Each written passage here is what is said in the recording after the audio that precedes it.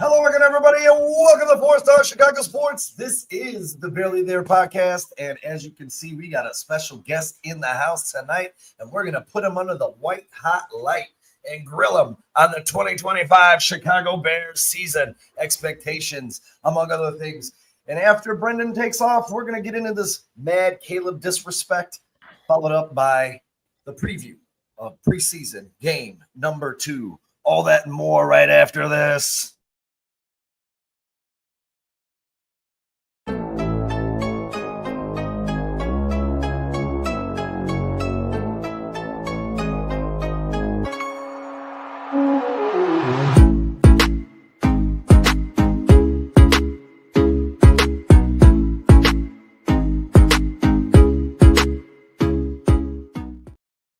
Hello again, everybody, and welcome into the 4-Star studio. And as we said, we have Brendan Sugrue in the house from the Bears Wire and the Irish Bears Network. How you doing today, Brendan?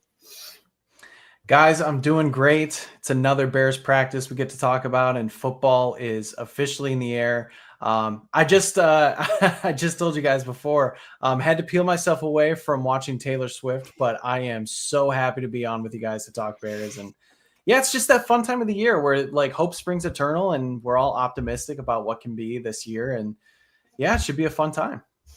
Yeah, absolutely. And Romy's in the house. Thanks for jumping in, Romy. And we're going to ask Brendan about that here in just a couple of minutes. We're going to get to a lot of this stuff. And we're going to just kick it off here. But before we do, how you guys doing? How my boys doing? Kyle, Jay, how you guys feeling this afternoon or this evening, I should say? I'm doing good, man. The Cubs are up 1-0. That's a rarity nowadays, Sean. That's a rarity. We have the lead. And Kate Horton is dealing, man. I'm just excited we got a special guest today. We actually get to talk to somebody other than ourselves. Yeah, and as Kyle did state, the Cubs are up 1-0 in the fourth. Horton has a runner on first, but he has been dealing, and he is up to 27 1/3 straight scoreless innings. Let's knock on wood that continues. So let's get right into it. And you know, I Brendan, I followed you for a while, and I started reading your stuff, and I love reading your articles. And one that stuck out to me was the Rome Odunze article that you wrote just a couple of months ago. Not even a couple of months ago. It was early July that this came out. And coming out of camp right now, they are saying that Rome Odunze is stealing the show. He is doing everything that he needs to do to become the number one receiver, including reports today that him and Caleb Williams stayed after practice to work on their timing and routes together, which is another amazing thing. So when you did have that opportunity to sit down with Rome Odunze, was he the kind of player that didn't just impress you, that doesn't just, I should say, impress you with the stat sheet and his entire presence? Is he someone that you kind of immediately get the sense that, you know, he's built a little different, equal parts focus, humility, and that rare inner fire to be great? Oh my goodness, yes. It's hard to believe that he's just still in his early 20s and this is his second year as a pro. I don't remember talking with a wide receiver as polished as he was or is at this point in his career. He just, and I remember seeing interviews and, you know, hearing him talk during the draft, after the draft, his first few interviews with the Bears. But usually you get these wide receivers who are they're divas, their egos are through the roof. And sometimes they say things that get misconstrued. Yeah. He has it all put together and you can tell he has that desire to be great. I thought some of his answers about, you know, making it to the NFL and signing that first contract and saying like that was a moment for him where he's like, wow, this is all real, but I have to bring myself back and say this is just the beginning and I'm striving for more than just to make it this one time, for that second contract, for those Pro Bowls, for those All Pros and Super Bowls. And you know, wide receivers have that connotation of being selfish players. But with Odunze's case, it's just a desire to be great. And you can tell he wants to do all those little things to be great for his team. And talking about having practices with Caleb in the offseason, detailing his route running, the things that he's maybe better at than most people give him credit for. I came away just beyond impressed with him as an individual. And he's clearly got all the tools to become a great wide receiver in this league. And you saw flashes last year. He's just got to put it all together, and he needs a coach and a system that truly makes him the star. And I think that's all going to happen over these next few years with him. Yeah. Yeah, I will say he's very articulate and very well spoken for such a young man. Brendan, the 2024 season was a bit of a mixed bag for quarterback Caleb Williams. Recent reports from training camp suggest that he may be struggling to fully grasp Ben Johnson's offense. In your opinion, when can Bears fans reasonably expect Caleb to look more comfortable in this scheme? And when do you believe that might translate into wins on the football field? Well, I guess it depends on what your definition of being comfortable is. I mean, what I expect Ben Johnson to do is, and what he's been doing, he's been, the phrase that's been used the whole time is drinking out of a fire hose, overloading him with as much information as possible, and then kind of dialing things back and seeing what actually he's able to fully grasp and then install in that offense. I fully expect Ben Johnson to have a maybe not like watered down game plan, but something that he knows that his quarterback and offense can run effectively early in the season and start building it up as we get there. So I would say, I mean, you want it to look and feel seamless by, I would say, November and December, because you've had the full regular season. You are in a very comfortable routine in terms of, what's expected. The weeks are very similar when it comes to preparing for the upcoming opponents. Caleb, he's talked about it multiple times about needing to be in a routine and that's how he learns and works best. So there's definitely going to be bumps in the road. I mean, we've seen bumps in the road. I think it's also fair that we've seen the worst of Caleb Williams just at a fan fest, because the Bears, right or wrong, they're very, very secure and very secretive when it comes to how many videos get out there from training camp practices. He obviously didn't play in the first preseason game. So there's very limited footage to actually react to. And the footage that we got was just a bad fan fest practice. So I think the concerns at this point in time are overblown. There are going to be just, some of those stumbling points and stumbling blocks as the season gets started. But I would say you want him to be comfortable by like November, because you're through half the season. You've seen multiple defenses. You've had a chance to really gel with not only the coaches, but the new players on offense. So that's kind of what I'm looking for. I'm okay if things start out a little bit rocky in September and early October. Yeah. Hey, really quick, Jay. Hey, Relentless Mikey just asked you, in your opinion, how legitimately long does it take a new quarterback to learn the playbook? He's saying like 2 years, maybe. Oh boy, I'm trying to think back on conversations I've had with former quarterbacks. I've not talked with Caleb Williams one-on-one. I've talked with previous Bears quarterbacks and other NFL players. I mean, and look, I've never played quarterback. I played wide receiver, so that's a little bit different. I would say, though, it's definitely, I would say like 2 to 3 years. And think about it when it comes to not only just a playbook, but in your day-to-day job. Like, let's say you start a new job and, for that first year, you are just sort of trying to, understand what the whole cycle looks like, what's coming, what you need to do, what sort of milestones happen throughout the year. Then going into year 2, okay, I know these are happening. Now let's see how we can improve upon them. In year 3, things are really humming. So I would say it's probably similar to that. It's a good question. I haven't asked somebody that specifically when it comes to playing quarterback, but I think you can relate it to like other like day-to-day things that we all do in our lives. You know what I mean? Yeah, and that's about how long it took Josh Allen to learn how to get comfortable and for the NFL speed to slow down a little bit, about 2 years. People writing him off after his first year, and it seems like the same thing's happened with Caleb here. Yeah, I think you're right, Brendan. I don't know. I think every quarterback's probably a little bit different. So I don't know if there is an answer to that question that answers for every quarterback out there. My question for you, Brendan, was mostly about the coaching staff. We've been preaching pretty much all preseason long how intelligent this staff is. Really, it seems like Ben Johnson's making chess moves here. Me personally, I think it was smart for him to sit Caleb Williams. He got almost 90 reps for the game. He didn't sit out then the next day because he played, so we got another extra day of practice and reps in there as well. Is this staff and Ben Johnson as smart as we're thinking he is, or as Bear fans, we just have never seen a coaching staff actually coach? So this is something new. Well, I think there's yeah, right. See, the Bears have had good coaching staffs and good coaches. The problem is there's just there was very little chemistry with them, and things sort of flamed out earlier than expected. I think Matt Nagy, I think Matt Nagy's smarter than people give him credit for. The problem is people adjusted, and then from there he just couldn't kind of adjust back.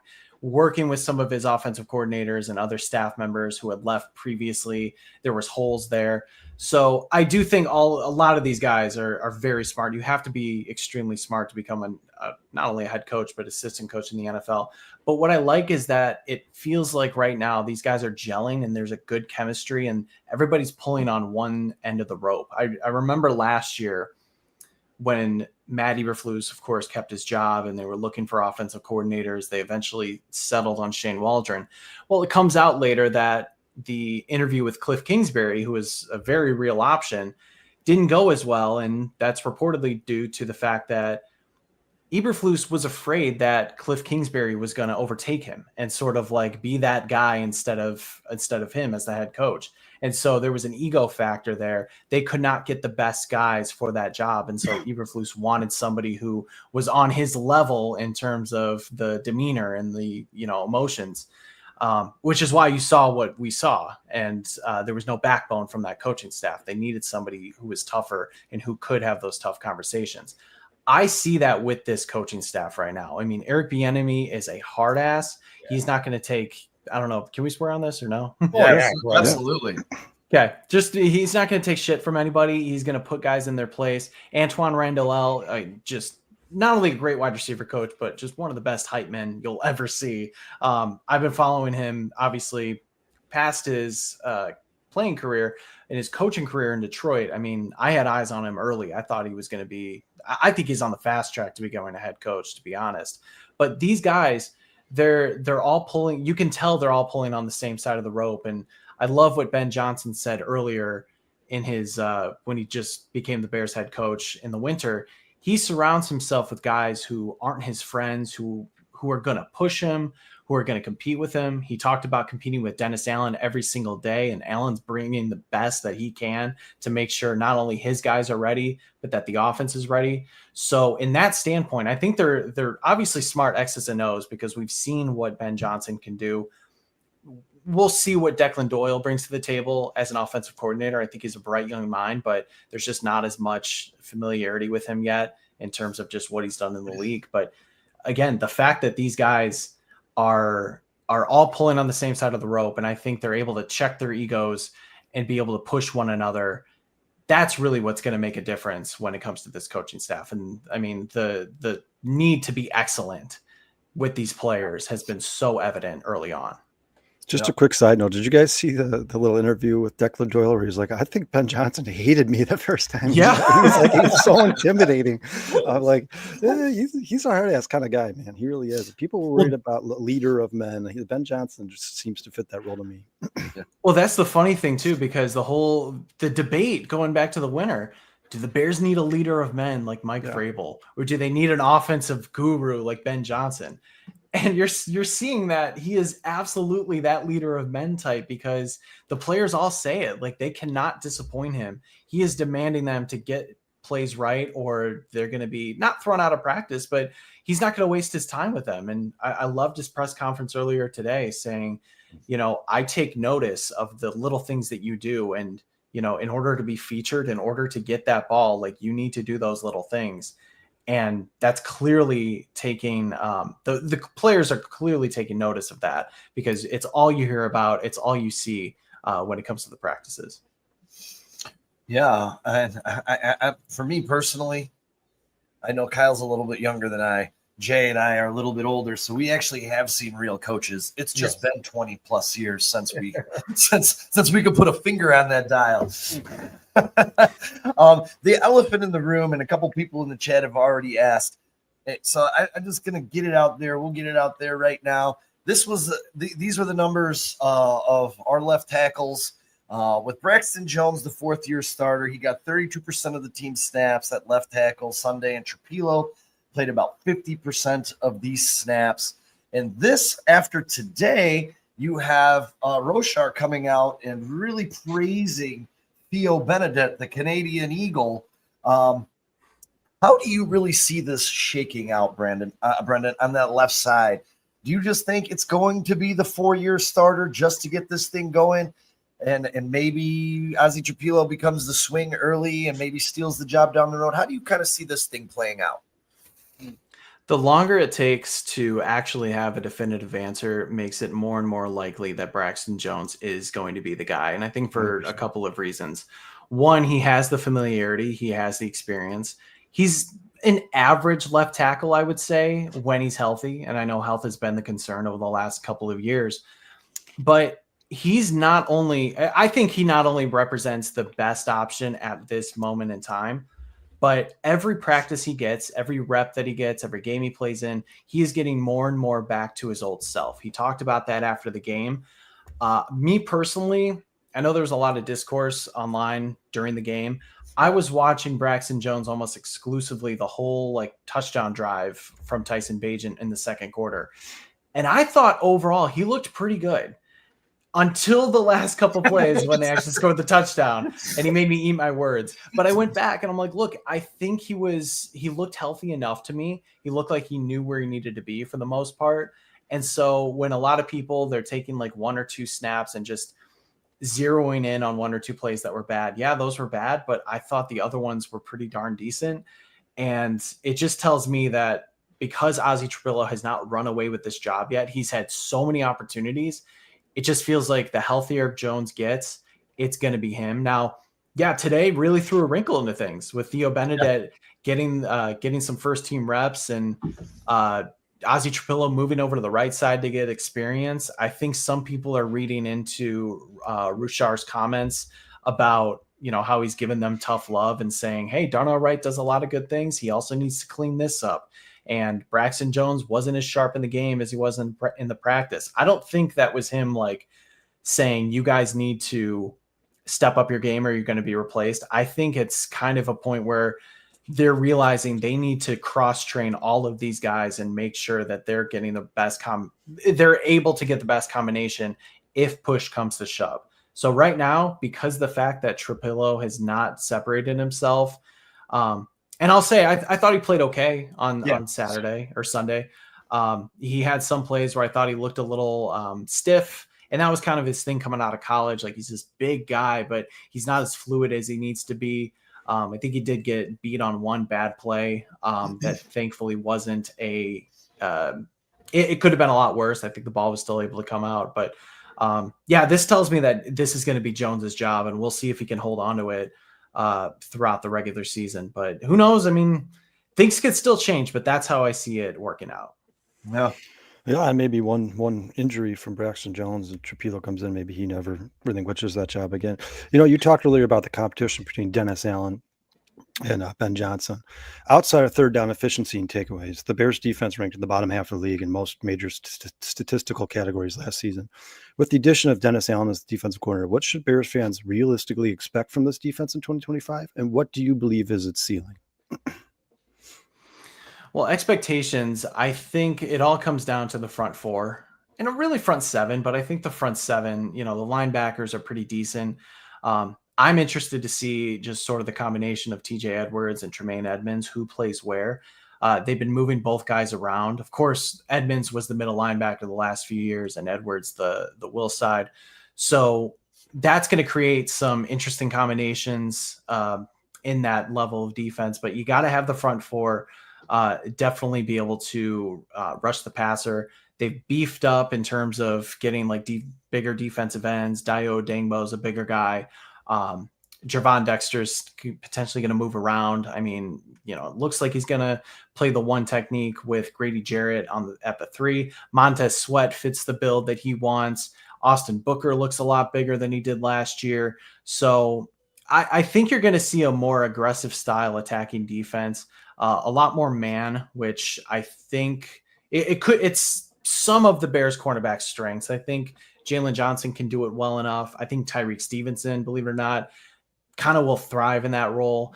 Meanwhile, somebody like Terrell Smith may not be suited for that. He may not be his strength, so he may fall down a little bit. That's why you also see bigger cornerbacks like Nashawn Wright getting some play. He's been standing out. So you're going to see more aggressive style attacking. We haven't even talked about Kyler Gordon yet. I mean, he's, I think, like the unique chess piece to all of this.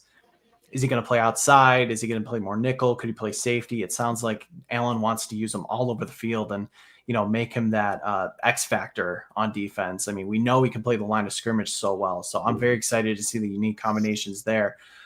As for the ceiling, I think the ceiling is a top 10 unit. I'm not going to go top 5 because I do think they're limited with there's players at the front. I mean, shoot, we'll see if some big trade happens. I'm not counting on it, but they're good enough to have a very good defense. I really like their secondary overall. I also like that a lot of the guys are coming back, so you have that chemistry to build on. I think that's so important when you're not only learning a new system, but you need to know where your guys are going to be and you understand each other's tendencies. So that's kind of the ceiling I'll go for that, but it really depends on that front four. I agree. I couldn't agree more. I think the defense did pretty good on Sunday. A little sloppy tackling, though, for my liking, but I think you can get that figured out. I have a big question, actually, about the offensive side of the ball and specifically the running back room. You've got Travis Homer dealing with an injury right now. You've got Roschon Johnson dealing with a bad foot. For fantasy purposes, we've been talking about it for a while. DeAndre Swift really has never put better than like an RB18 performance up there. But you've got some younger guys in there, Ian Wright. There's another big kid. I forget his name off the top of my head now, but Deion Hankins. Is there an answer? I tried to find one. I could not find a running back answer in free agency. I mean, how good is this running back room, and do we need extra help? They're okay. That's about what they're I was okay. Yeah, they're all right. Look, I think the biggest letdown, it always happens every offseason, right? You go into the offseason with like a checklist.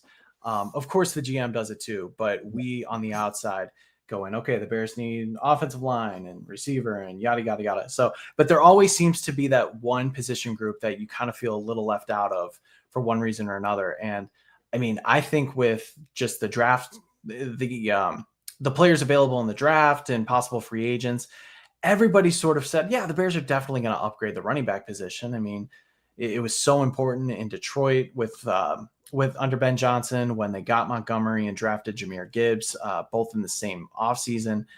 And you kind of leave after the draft ends and you're like, okay, the Bears just get Kyle Monangai in the 7th round. Like, that's okay. But you just feel like it was a bit of a letdown. And I think so the best they could do, I think, is okay. I mean, DeAndre Swift, he's still going to have a role on this team, and he's best used as that outside back where he can catch passes out of the backfield. He can take those outside runs. I mean, he's quick enough. His vision is just not that good, and he was really carried in 2023 by a phenomenal Eagles offensive line.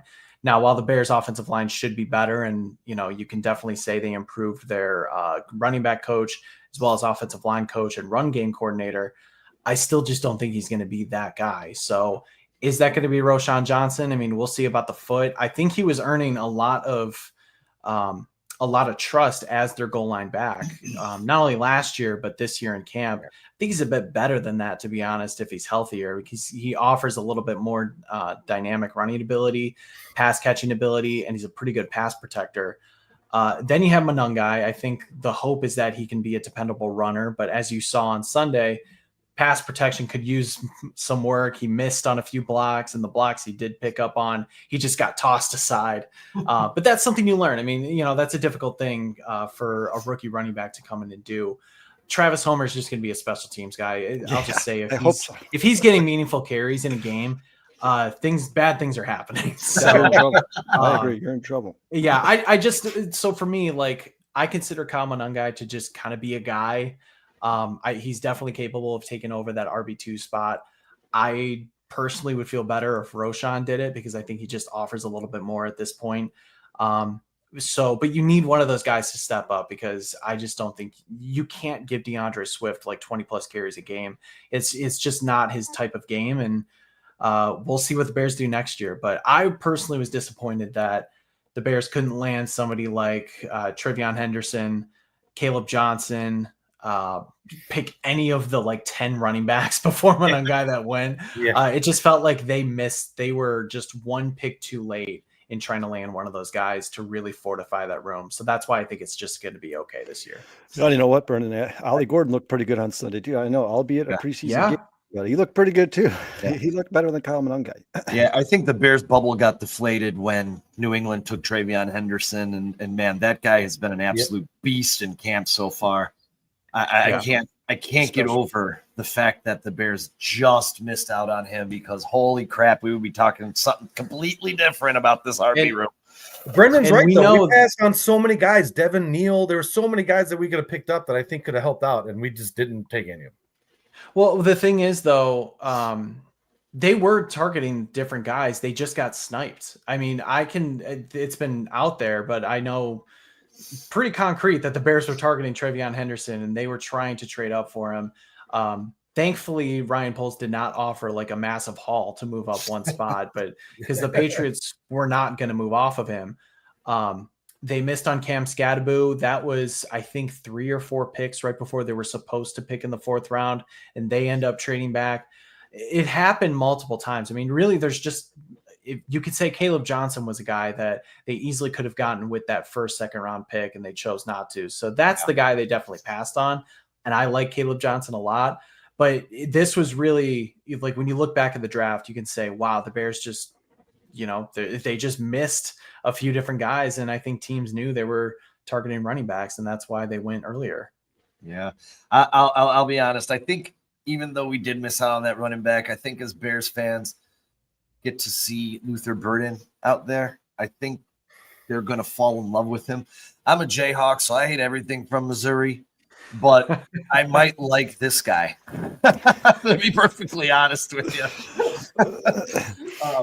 But so as we're getting close, Brendan's going to be taking off here. Excuse me. Sorry for that. Here in just a couple of minutes. We've all kind of given our predictions, early predictions. What are your expectations? What are you thinking? This is a very tough schedule for the Chicago Bears in 2025. And starting from week 8 on, I think, the upper half is a little bit more manageable. I mean, I know it's Packers and Vikings, or Vikings and Lions. What are your expectations? 7-10, 10-7, 8-9, 9-8. Where are you at with what you've seen so far out of this team? I'm expecting around a 9-8 season. 10-7 would be great. I mean, the problem is the road schedule is absolutely brutal. I mean, I'm sure you guys have talked about it ad nauseum, but just a lot of those road games, it's a tough schedule when it comes to facing the AFC North and the NFC East. Of course, Eagles on the road, Commanders on the road, and everybody's going to be hyped up for that one in prime time. Ravens on the road, like the list goes on. So if you could take care of business at home, that's 8 wins. And I mean, the home schedule looks good. I mean, Cowboys, Giants, it is so crazy how lopsided it looks. And I know things don't always play out like that. You're going to have some surprises here and there.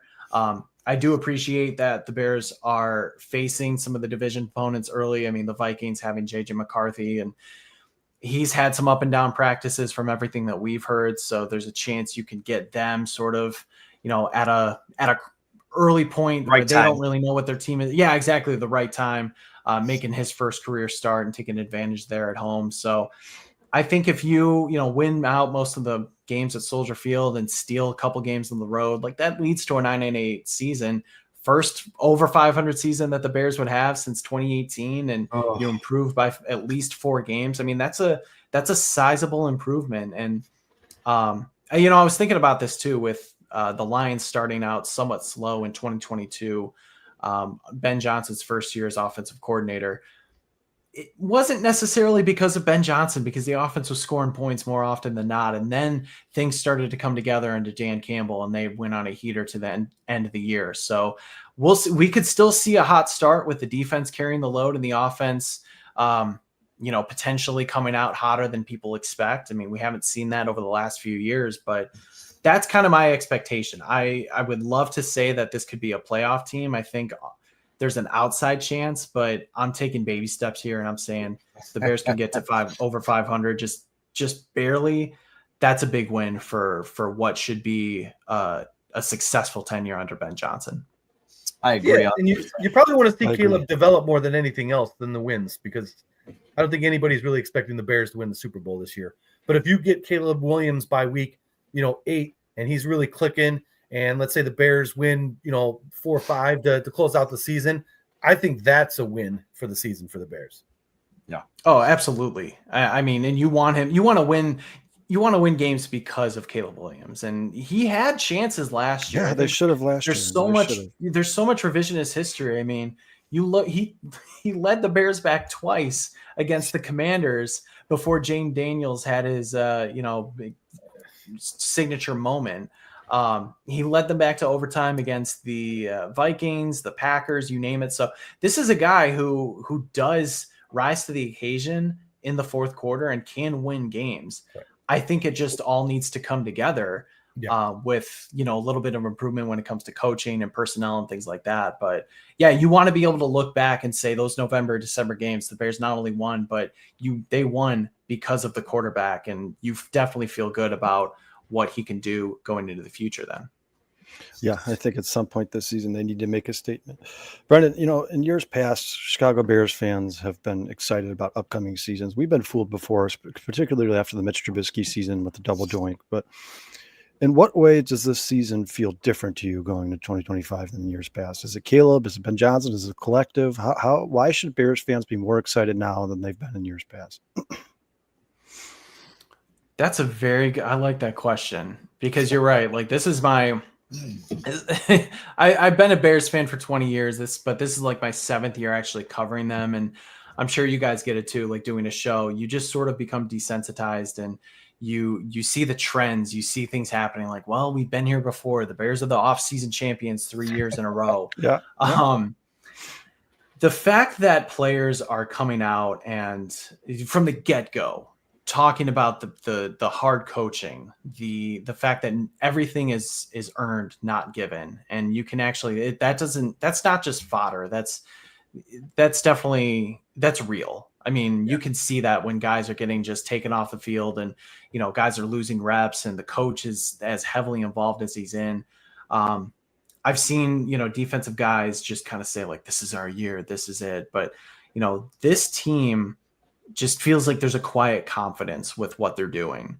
I think they're showing instead of telling for once. And that's led by the coaches. I mean, I think we've seen that previously with like the Lovie Smith years and all of that, but you just feel the mentality is different, and that, those practice, like how you play is how you practice, or how you practice is how you play, whatever that saying is. We just we haven't seen that in the last few years. And I remember the late Nagy days, like you just kind of, things were lackadaisical. The fact that you had the most physical practice in the last 20 years that like any beat member can remember. And then the Dolphins come into town and their beats is just saying like, these guys are playing as hard as I've ever seen. And then you hear everybody say, well, yeah, they played harder on Tuesday, which is the craziest thing. That stuff doesn't happen. We've not seen a Bears team do that in quite a long time. So look, I think Ben Johnson is the right guy. I mean, he was the home run hire going way back for 2 years now, but everybody talked about just the fact that he was an offensive guru. You're seeing a guy that is really taking that physical mentality and that hard-nosed mentality way more than we saw, than we even thought, I would say. Some people kind of hinted at it, but I really think that's going to pay dividends as the year goes on, and really changes the culture for the better. And not to harp on old coaches, but Matt Eberflus talked about it. I thought it was so corny when he went on his first press conference. The like, Hitch check shoes up. yeah, the hits, the ball is T, and get your track shoes on because we're running. And like, you just could feel like, okay, this guy's really trying to sell himself like a used car salesman. I mean, Ben Johnson just kind of tells it the way it is. He's not afraid of offending anybody, but he's also good about taking accountability for himself too. And all of that's a long-winded way of me saying, like, the results and how things are happening right now in practice and how they're preparing, it does feel different. We'll see. I think it's going to translate to wins. I don't know how fast it's going to translate to wins. Like I said, it could be a slower start, but we'll see. It just feels that way for me, at least. Very well said. I appreciate it. Yeah, very well said. And as Relentless Mikey puts up here, I think that was Kyle's fantasy football team. That was my team name. Hey, Brendan, do you play fantasy football?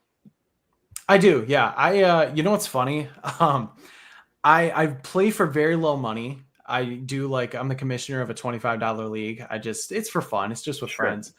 I am so honed in on my Yahoo rating. You know how you have that to show where you're at, the tiers. And I'm I want to show, I don't even care about the money. I just want to show that I'm better than everybody else. And my winning percentage is stays at this high level and I can compete in the playoffs and everything. So yeah, I played fantasy football for a long, long time. That's awesome. That's awesome. Yeah. And that's why everybody plays. That's all bragging rights, man. It's all exactly. Rights. Yeah.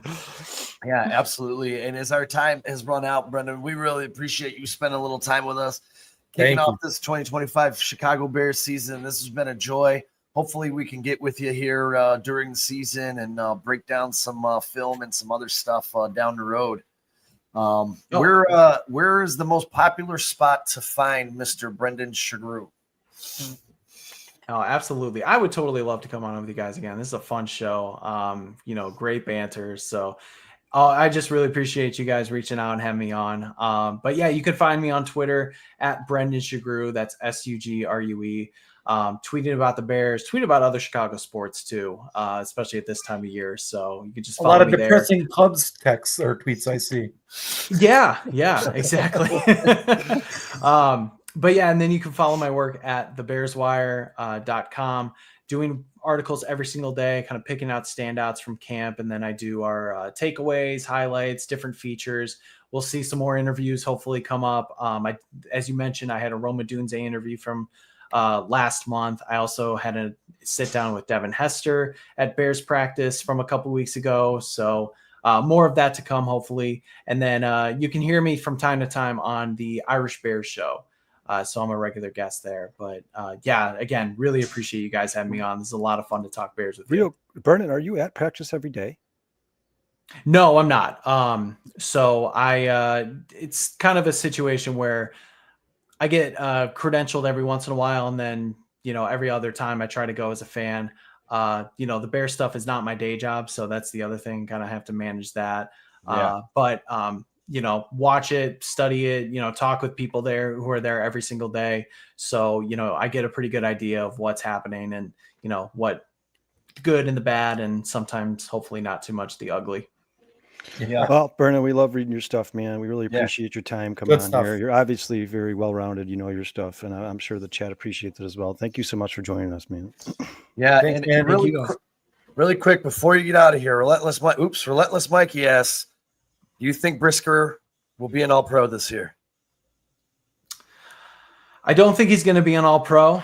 That's very hard to do. I've always said, though, I think Brisker has Pro Bowl ability, and it's so disappointing because if you guys remember, he was playing at the top of his game last year before that concussion. I mean, he was doing it all. He was taking balls away, forcing fumbles, but also just his pass defense was the best that we had seen as a pro. He's another guy who is a big Dennis Allen guy. The Saints almost drafted him a few years ago. So I could definitely see him having a big season, but it also depends on how well he does. Will he get a contract extension because of that injury history? I'm glad you brought up Brisker because he's one of the most interesting players that I think people should watch this year. Not only what he can do in this defense, but just what his future holds, because it is so up in the air right now. and I think it could go so many different directions. Yeah, I think he's one concussion away from making some personal life decisions when it comes to playing football in the NFL. I mean, this guy, he needs to learn a better tackling technique. I know he's a violent athlete and he has that violent style and he puts everything into football. He absolutely loves it. But one more concussion and it's going to be some permanent damage done there. Yeah, the problem is, real quickly, the problem is he tackled properly on that last concussion. Yeah, Tommy he did. He did. The tight end lowered himself Yep. and caused Brisker to actually hit his head. So that's the unfortunate part. He did everything right, and the result was him being out for 75% of the season, which isn't fair. But it's great to see him back. He's yeah, exactly. See, he's going down. But it's good to see him back in practice. He's motivated. He's been motivated, and he's had a good camp so far. He's definitely jumped off. And it was cool to see the Dolphins beat kind of say, like, yeah, the Bears defense was good, but number 9 was everywhere. So I'm excited to see what he does in this defense. Brendan, I believe you were at Family Fest. Sean and I were there as well. And I said on the show the following day that I thought Brisker looked like the best Chicago Bear in that practice. I think he was just all over the place, and he's a violent player. He's a violent player. Yeah, definitely. And thanks a lot, Brendan. We appreciate you, man. Thanks again, man. thanks a lot, man. All right, you too. Take care, guys. Appreciate you. Take care, Bear Down. Well, that was awesome. That was awesome. Getting some insight from. Yeah, what a great dude, man. Really seems really, down to really earth, super intelligent, knows his stuff. Definitely somebody we should try to get on the show as much as we possibly can whenever he has the time, for sure, man. That guy's awesome. Hey, thanks, Crooked Commish. Hey, and don't forget, we just got announced. I just talked with Zach Pearson from the Chicago Bears beat. He's going to be joining the show Monday, August 25th. We got a couple other feelers out there for a couple other beat reporters, so we can kind of get their insights. Just waiting to hear back from a couple more, but Brendan is the first one, and we got Pearson coming up. And the thing I like about Pearson coming on, it's the day after the final preseason game, so we have a great picture. Yeah, we should have a depth chart, Sean. Yeah, we'll have there's going to be a depth chart when he's on. Yeah, this is going to be fantastic. So it's going to be fun breaking down the depth chart for the Chicago Bears. Some of the questions will be answered, but not all of them. I mean, your big ones: who's playing at left tackle, who's the other linebacker. Listen, I don't know if we're going to get into it or not, but I actually was relatively impressed with the defense going up against Miami starters. They didn't break, they didn't play phenomenal, but they looked good. And if that's our depth, people, I can't wait to see on this Sunday. I can't wait to see what the starting Bears lineup looks like. And how about a 3rd and long for the opposing team? And the Bears were aggressive. It wasn't cover 2. It wasn't like, hey, take 14 yards instead of 15, and they give up the first down every time. I mean, he attacked. Dennis Allen was constantly attacking the Miami Dolphins. I know somebody put in the chat here that the Bears defense allowed 24 points to Dolphins. Yeah, but you guys, these are all 2nd, 3rd stringers. Half these guys aren't going to be playing for the Chicago Bears come Monday night versus Minnesota. So, I mean, take it with a grain of salt, right? Asterisks. Yeah. Like these guys, there's what you're looking at is the scheme. You're looking at how players fit the scheme, how aggressive they are, how they attack, their stunts, their blitzes, and even that stuff was very vanilla on Sunday. You're never going to see what these guys are capable, what these coordinators are capable of in a preseason game. They're never going to show you everything. Ever. Right. And on purpose. Right. Hey, Crooked, that sounds great. We'll reach out to you and maybe we can do a cross show for some fantasy stuff. That would be great. That would definitely be great. Yeah, and we still do plan on having the chat create us a fantasy team on FanDuel or DraftKings, and we'll do that before the season starts for sure. Yeah, absolutely. So moving on, I'm really happy that Brendan was here. That was fantastic. A little 40 minutes. Awesome. And I agree. I agree with you. I agree, man, with you, Squeegee. Brisker has had some bad luck, but like Kyle said, man, he's a violent football player. And when you play violently, bad things can happen. And to Brendan's point, I mean, when you look at that hit, he did do everything right.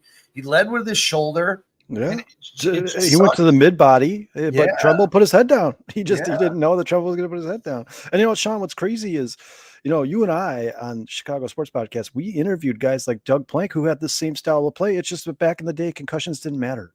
Yeah, right. And you're talking about some of the best, most aggressive, violent football players in NFL history, and they were concussed constantly. It just didn't matter. And then the more that came out about how these concussions impact you and impact your life in the future, the more serious it becomes. the less likely you're going to see guys who play with the same style of guys like Jaquan Brisker. I mean, he just loves football and he puts 100% in all the time. Unfortunately, he's willing to put his own body in harm's way in order to make a play. And like you said, that particular tackle right there, though, that was the perfect tackle. That's how you're taught in school, right? Right. You take your body, you go to the midsection of the. Square He didn't up. know Tommy Trumbull was going to put his head down, and he did, and it was a helmet-to-helmet collision that just. And Tommy Trumbull did not look too good. He didn't look too good after that either. He looked like he was dead. Hopefully, we can get at least 15, 16 games out of Brisker. I'd love to see it. And Gordon as well, because he's banged up. And I kind of wanted to get to that just a little bit because the Chicago Bears in practice today, or Brent Johnson came out with some new news here saying that obviously the starters are going to play versus Buffalo. He did comment on Jalen Johnson saying he is right on track for week 1 and added that nickel cornerback Kyler Gordon is week to week, but they hope to have them both in the mix before the end of camp. So I guess you could say that's somewhat of good news. And then you had defensive backs coach L. Harris came out with a glowing review of Nahshon Wright. I don't know if anyone caught his interview post practice today. He said this kid has a high ceiling. You can see the talent. He's just got to get out there and make plays. But he also said that Nahshon Wright is turning his head at training camp. So that is really awesome to hear. He had good plays, but he over pursued a couple of times and let some big plays up and tackles where he missed. Where if he was in the right position, he read the play right. He just put himself in the wrong position, and then guys blew by him.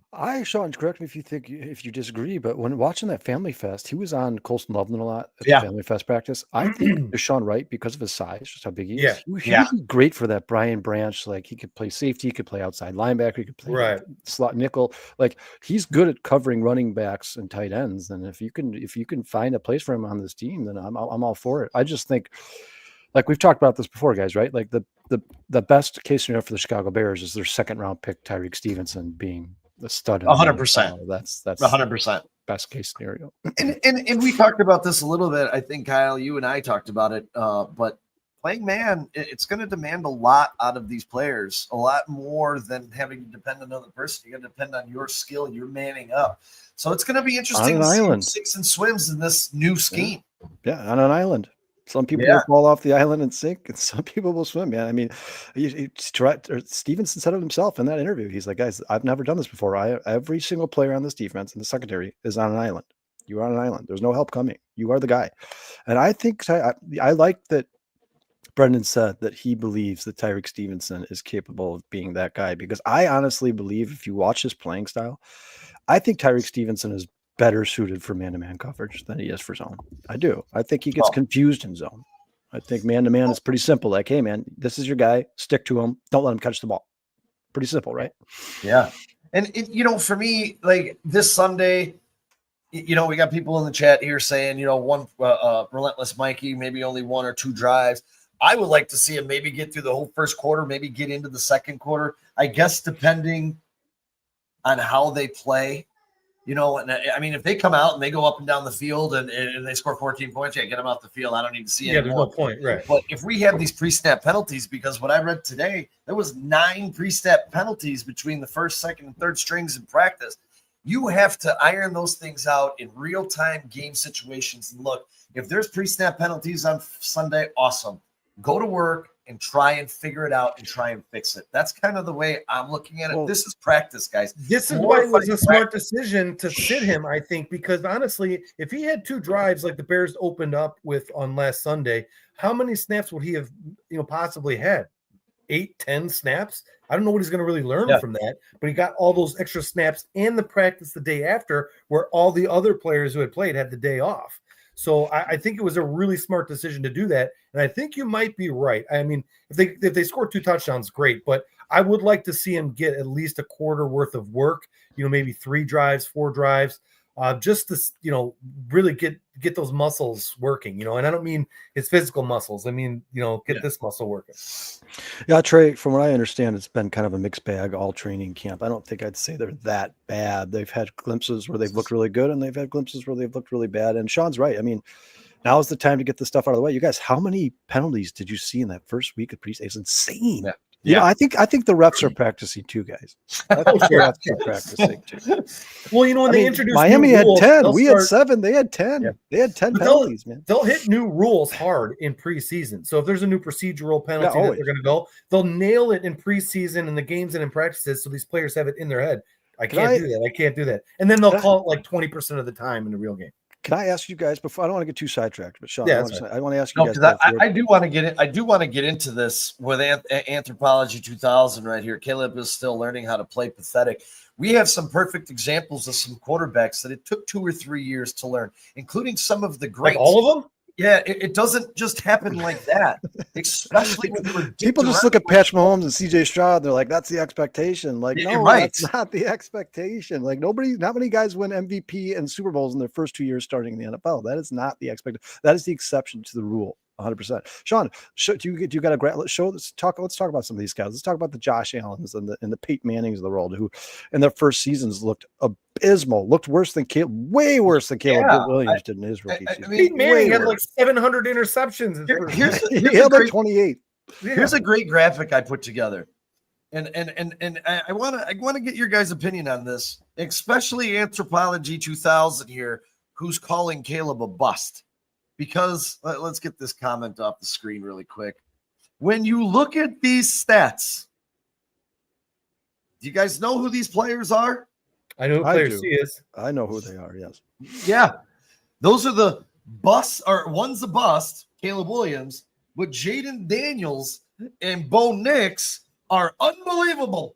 Unbelievable. They're the greatest to ever do it. Their numbers are eerily similar, guys. Very freaking close. I mean, Jaden Daniels and Caleb Williams almost had the exact same amount of passing yards. It's almost exactly the same, dude. That's crazy. And obviously, I mean, you guys know Bo Nix was paired up with one of the best offensive play callers and coaches in the history of football, and Sean Payton. He literally, him and Drew Brees broke numerous NFL records. So Bo Nix, I believe, had the best, was put in the best case scenario of any rookie quarterback drafted last year. Obviously, it turned out that Jaden Daniels' situation was better than it looked going into the season, obviously with Dan Quinn and Cliff Kingsbury there. But going into the season, I said, and I think we all said this, Bo Nix hasn't made. He's playing for Sean Payton, the guy who has done nothing but make every quarterback he's ever coached look like a first ballot Hall of Famer. Real quick, Sean, though, before love you, Squeegee. I don't want to change the subject, but I just never got to ask anybody this on the podcast. How did you guys feel about those new kickoff rules? I don't like that if it lands in the end zone, you get the ball to 35. That's ridiculous. Come on. Here, I'll be honest. I like the old classic NFL kickoff rules. I think you're taking away one of the most exciting parts of the game. You guys, look at what Devin Hester did. You've eliminated that from football pretty much. Why don't you go back to the old XFL where you just put the ball in the middle and have two guys run at the ball? That might not fit the safety rules they're implementing. But yeah, I mean, Sean, I agree with you. Move the ball back to the 20 or 15, wherever it was, where it used to be, and the ball always landed around the 5, 6, 7, 8, and you'd always get a return. And just this is football, guys. It's a violent sport. People are going to get hurt, but it's just at least it's at the end of the day, the fans are the ones spending the money. They're the ones who are making the NFL millions and billions of dollars. If that play is one of the most exciting plays in football, in which Devin Hester made a career out of, and Bears fans tuned in Sundays to watch Devin Hester for a long time, let's bring it back, because this kicking into the end zone, you get the ball at the 35-yard line. I mean, these games, pretty soon, you guys, these games are going to be 78-80. Well, to Dante's point, it almost makes it not fun to watch the scoring.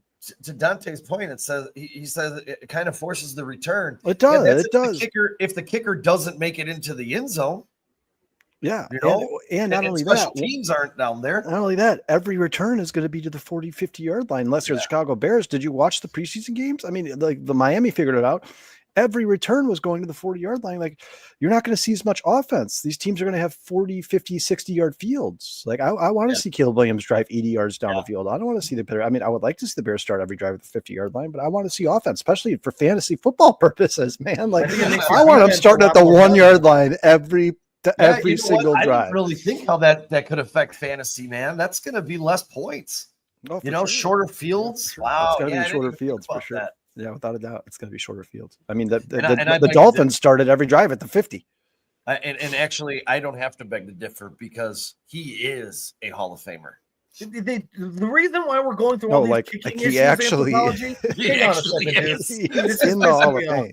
Dude, the reason why we have all these changes now is because of Devin Hester. They changed the rule to move the fall ball up so they could kick it in there because he just kept scoring touchdowns. It was ridiculous. They changed the rule. They didn't know how to play him. They didn't know how to play against them, so they changed the game. And ever since then, we've been trying to get it right. And Sean's probably right. We probably should just take it back the way it was originally. But don't even dare tell me that the best player ever at his position is not a Hall of Famer. That's absolutely asinine. And Dante, I understand, but what I'm saying is the more comfortable these teams get, I mean, that was the first time any of these teams have ever done this. The more these teams get used to this new kickoff, they're going to find way, they're going to move this ball. It's not going to be the 22.5 on average. It's not what's going to happen in the regular season. The more these guys get a chance to return, I mean, it's just the way that they line up.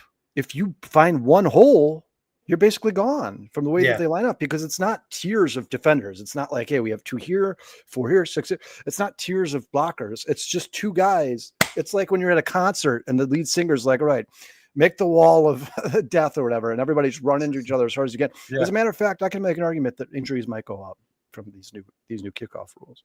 I can make that. I agree with Sean.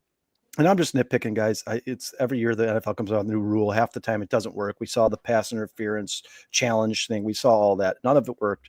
They usually end up getting rid of it, going back to their old ways. I'm with Sean. Just do it right now. Go back to the days of Devin Hester returning 98-yard punts and kickoffs. Dude, that was so fun. It was exciting. It was fun. It was like every other game, dude, for like 3 years. It was amazing. Yeah. Dante, I totally understand what you're saying. I completely understand what you're saying. And the Bears were terrible. They were by far, I think they were the worst team in the NFL at kickoff coverage. If I'm not making that up, I think I saw that on Instagram. I think they were actually the worst team in the NFL in the preseason week 1 at defending kickoffs and punts. They did not look good. That's something they need to clean up for sure.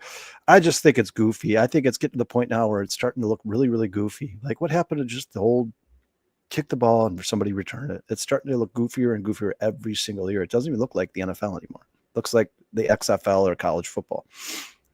Well, if I can give you a little bit of news here, Cade Horton's streak is over because Andrew Kittredge couldn't get out of the inning and allowed a run to score that was charged to Mr. Cade Horton. So it looks like 27 straight scoreless innings will be the end of that streak. And we'll get back to football. I just wanted to throw that out there. And now we got Thielbar 2-2-2, 2 balls, 2 strikes, 2 outs. Go get him, Caleb. And you're out of the inning. All right. Now back to this. What's that? Back to this. And you know, like, just trying to say, I was sharing the screen here. Hold on, let me go back and see if I can do this again.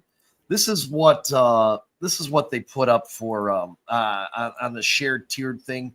It says Williams entered the 2024 draft as consensus #1 quarterback. He enters the second season facing questions about his ability process, playing quickly and taking 68 sacks, third most in NFL history. One GM said, maybe it's a little bit like Josh Allen early in his career, where he has so much good other stuff that you will deal with some of the negative plays and you can get some snaps under his belt. That part's going to come being a star. You know, there is a bad GM here, and this is going to get anthropology so excited. They're rock hard. Yeah, it says he's got talent, but in terms of processing ability and getting the ball out of his hands, it's the worst we've played against. A defensive coordinator said, he holds the ball forever. I'm thinking the ball should go right there. Throw it. And he didn't throw it. This goes on and on. There's a lot of bad stuff that's going. And if you guys have a chance, you guys can. This is The Athletic came out with their tiered quarterbacks, and it's comprised of 6 GMs, 6 assistant GMs, 6 former GMs, 5 execs, 8 head coaches, 19 other coaches, 15 coordinators are the panel that put this tier group together.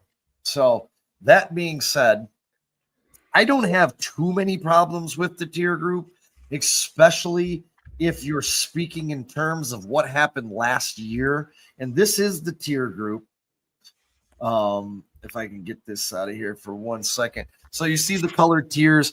Caleb Williams fell in the group with Kyler Murray, Aaron Rodgers, Tua, Trevor. I see Kenny Pickett's riding solo on the 5 team. Yeah, Kenny is riding solo down there.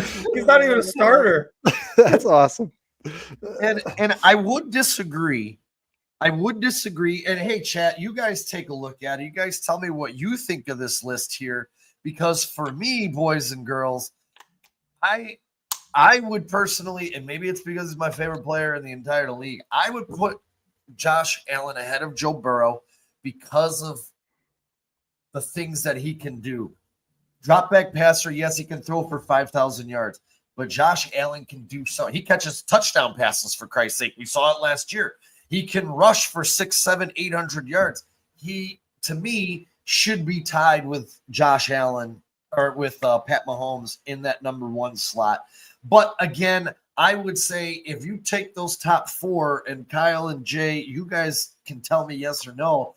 I think all 4 of those guys you can say are interchangeable in those top 4 slots. Yeah, and at this point, I mean, this is it's important that Brendan says this. I'm glad Brendan says this. He says this is production based, not projection. Correct. So this is based off of last year, not what they think they're going to do this year. But I don't think Matthew Stafford belongs in that tier 1 right now. Not at his age. There was a time and place where he did belong in that. But yeah, Sean, Lamar Jackson, Josh Allen, Joe Burrow, Patrick Mahomes, any team in the NFL outside of those 4 teams would be happy to have any of those quarterbacks.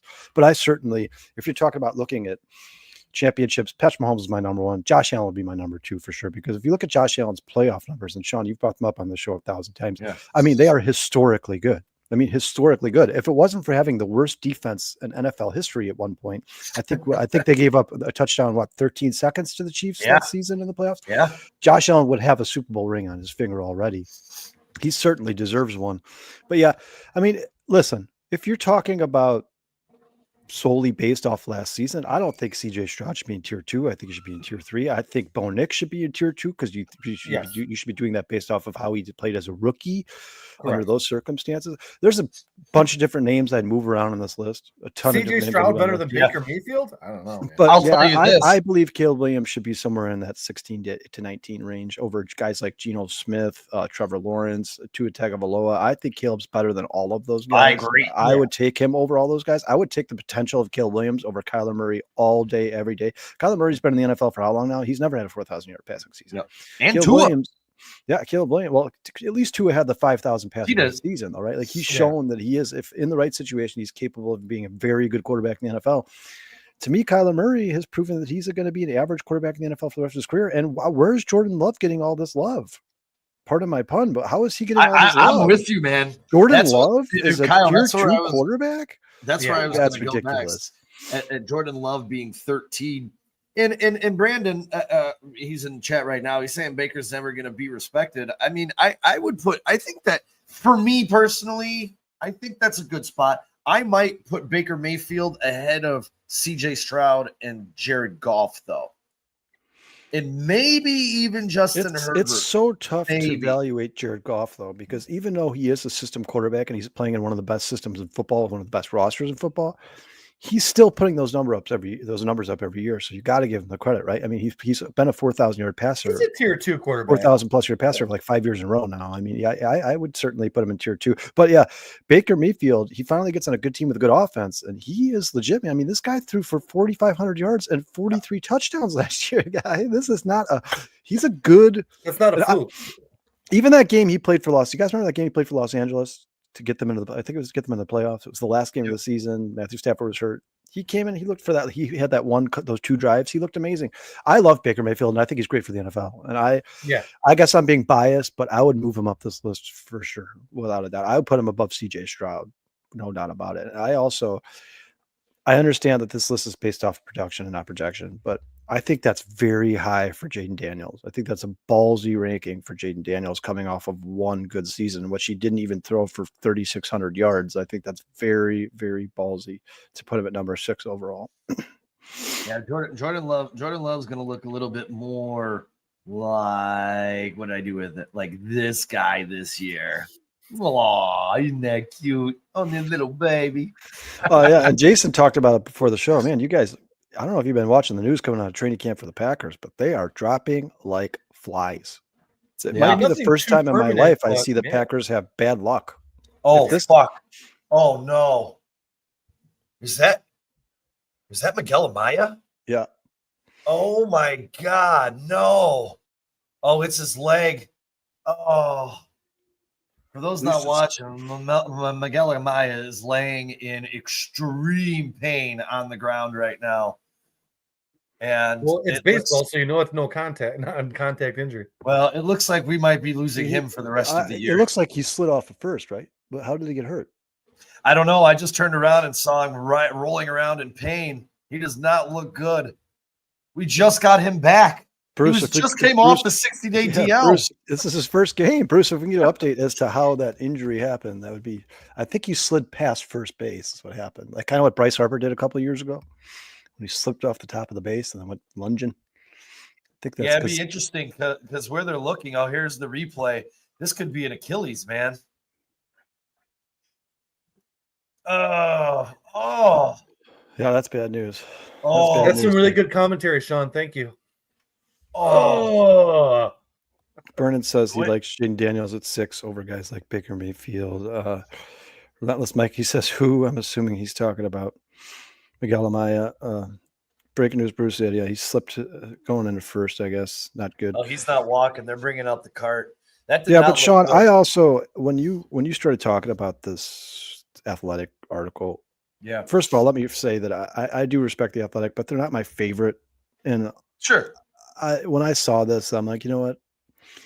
Executives, scouts, coaches, I don't care. I really don't care. I believe in Caleb Williams as a Bears fan. You could call me biased all you want. I think him being having the fourth best single season passing year of any Bears quarterback in the history of the Chicago Bears, who were established in 1926, is just a sign of things to come. And you guys heard Brendan talk about it. What was most impressive about Caleb Williams to me is if with a better team and a better coach, he should have had 5 or 6 game-winning drives last year. And how many times do you see rookies do that? You just don't see that from NFL rookies. You don't see it. You can see rookies win games big because they're just a better, superior team. But very rarely do you see rookies come from behind in clutch time. That's very rare for rookies in the NFL. And Caleb proved he could do it 5 or 6 times last season. He did it against Washington. He did it against Green Bay twice. He did it against Minnesota. Took him to overtime. He did it against Detroit on that game, that debacle where Matt Eberflus refused to call a timeout. I mean, he did it time and time again.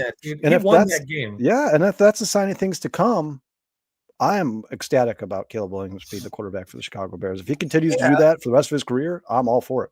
Yeah, now you get quarters 1 through 3 doing the right thing. And then guess what, guys? If your defense isn't playing as good as we think, we hope they are, and you're tied up in the fourth quarter, you have a quarterback now that can win you the game. He's not going to cost you the game. He's going to win you the game. And I got to be honest with you, I didn't see too many games where Caleb was the reason we lost.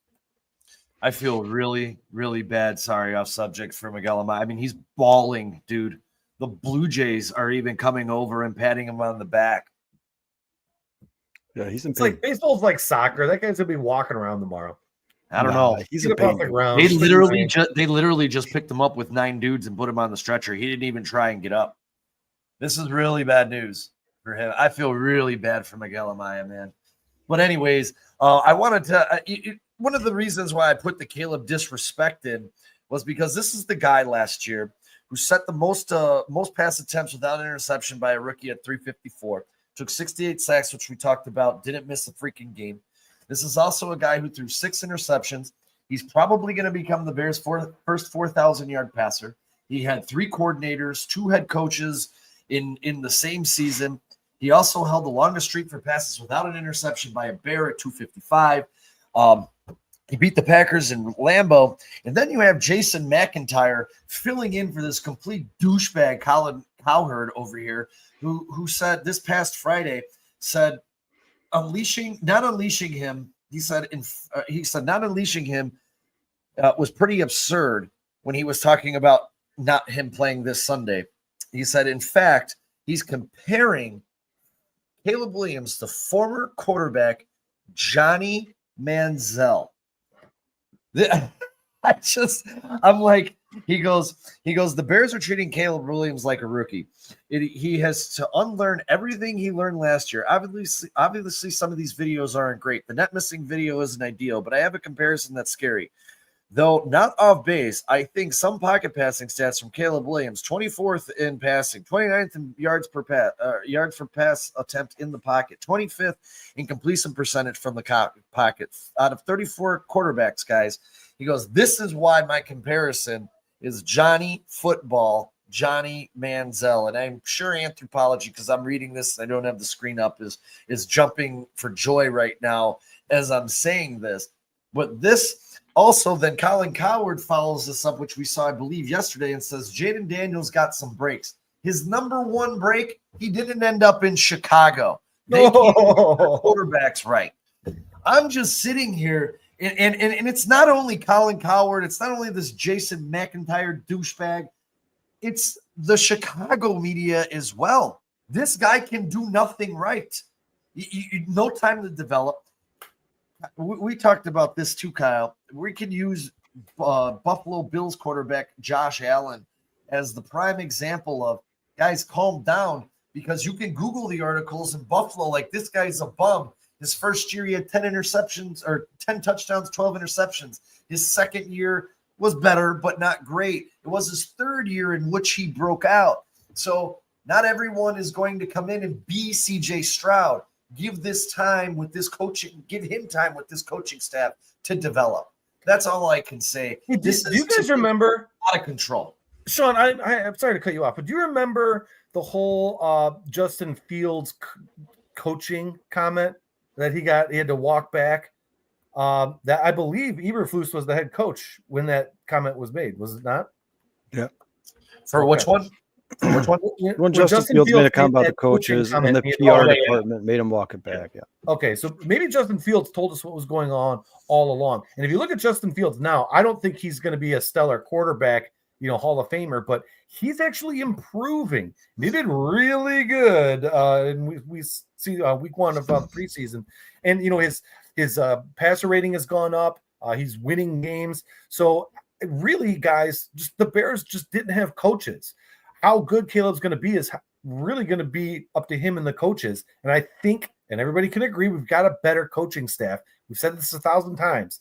If he is got a better coaching staff and he's getting coached better, he should have a better season. Now, how good, we don't know, but I don't know why everybody thinks he's going to have a worse season than he did last year. Did people go to school? Did they learn math? Did they learn logic? Or are they just all trolls like Anthropology 2000? Well, and how many times it can be said over and over again that the Bears quarterbacks have failed the Bears just as much as the Bears have failed their quarterbacks in the past. And now for the first time ever, it sounds like the Bears are really making strides to try to eliminate excuses for Caleb Williams. And they brought in Ben Johnson. They rebuilt their offensive line. They added 2 more pieces with the first 2 picks in the NFL draft. I mean, they are going to give him every chance to succeed. And I think he's going to. And Sean, when it comes to Colin Cowherd, remember this, guys. Colin Cowherd loved Caleb Williams more than anybody in national media, more than anybody. He loved him. He absolutely loved him. He said he was the general consensus number 1 overall pick. The second that Colin Cowherd changed his tune is when Caleb Williams' camp came out and said, hey, Colin Cowherd, stop making up stories about Caleb Williams. Stop making stuff up about him. The second that came out, Colin Cowherd's his opinion of Caleb Williams changed immediately. And I think there's a lot to be said there. I think Colin Cowherd is more worried about his own personal agenda than he is about being right about Caleb Williams or wrong about Caleb Williams. I think he's more worried about his persona than he is anything else. Colin Cowherd, you guys, before Colin Cowherd ever said anything about Caleb Williams, I am not a fan. In any way, shape, or form, have I ever been a fan of that guy in any way, shape? He is not. Half of what he says is wrong. If you guys go back throughout, if you go throughout the years, 90% of the time he takes a stance on something, he's wrong. Yep. In years past, drafts past, he's picked the wrong quarterback. He was like Bryce Young's going to be amazing. This is the same guy who every single draft, every single year is wrong and is never held accountable and comes out the next season and does the same stupid shit over and over and over again. Sean, you're right. He's a shock jock. He gets clicks. That's what he's there for. He yells a lot. He screams a lot. He has a look of intensity on his face, and people believe him because people are stupid. Colin Cowherd is a terrible, terrible football analyst, and he's a terrible reporter. Yeah, I don't even know if you can call him an analyst. I don't think that term is appropriate. And really quick, guys, for everybody that's on Twitter, we got 81 in the building right now. For everyone that's on Twitter, Brendan led off the show. He was here for the first 40 minutes. I know he's got a lot of subscribers and fans on Twitter. So if you'd like to hear him break down the 2025 Chicago Bears, we did that in the first 40 minutes of the show. He was fantastic. He was Great amazing, 40 minutes. unbelievable.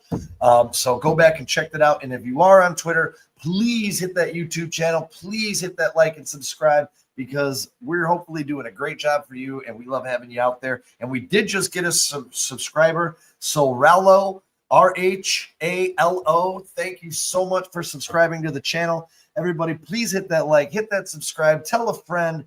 We love y'all, and we're going to be here for the duration. So let's get it going. Brandon, Colin was kind of reporting the truth when he was told to apologize. What was He was reporting that Caleb Williams did not want to go to Chicago. And this is after Caleb Williams already came out and said he was looking forward to the challenge of being the Chicago Bears quarterback and bringing a championship to Chicago. So actually he was not reporting the truth.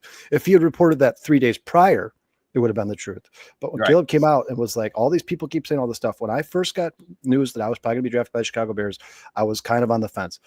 After Caleb went through all these conversations with his dad and his agent, a bunch of different people, and particularly Ryan Poles, he sat down with Ryan Poles, and Ryan Poles was like, hey, listen, man, if you win a Super Bowl in Chicago, you're going to be a god.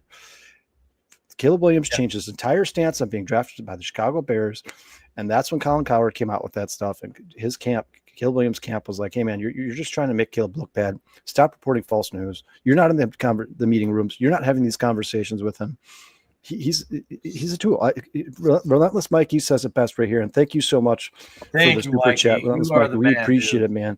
And he says, Cowherd, tool. I could not agree with that statement anymore. I've never liked that guy. This has nothing to do with the Caleb Williams conversation. I do not like Colin Cowherd. There's more than a few guys, particularly on ESPN, that I absolutely despise, and Cowherd has certainly made that list. No doubt about it. Yeah, and I'll be honest, dude. Like, and I know a lot of people in this chat right now, they're probably going to agree with me. I don't even go to those places for my sports news anymore. I go to Chat Sports. I go to find podcasts for people like us that are here for the fan, that understand from the fan's perspective. These corporate talking media heads, I can barely stand the score. I literally only listen to Rahimi and Harris on the score. I cannot stand any of the other broadcasts on the score anymore. I love Layla Rahimi and that Marshall Harris show. I think it's one of the best shows on around. Layla Rahimi is fantastic. I love that lady. She knows her shit. She is on it. She's quick. She's witty and knowledgeable, like so knowledgeable. But outside of that, I don't watch ESPN. I can't remember the last time I turned on Sports Center, for the love of Christ. Like, it's really crazy. Like, it's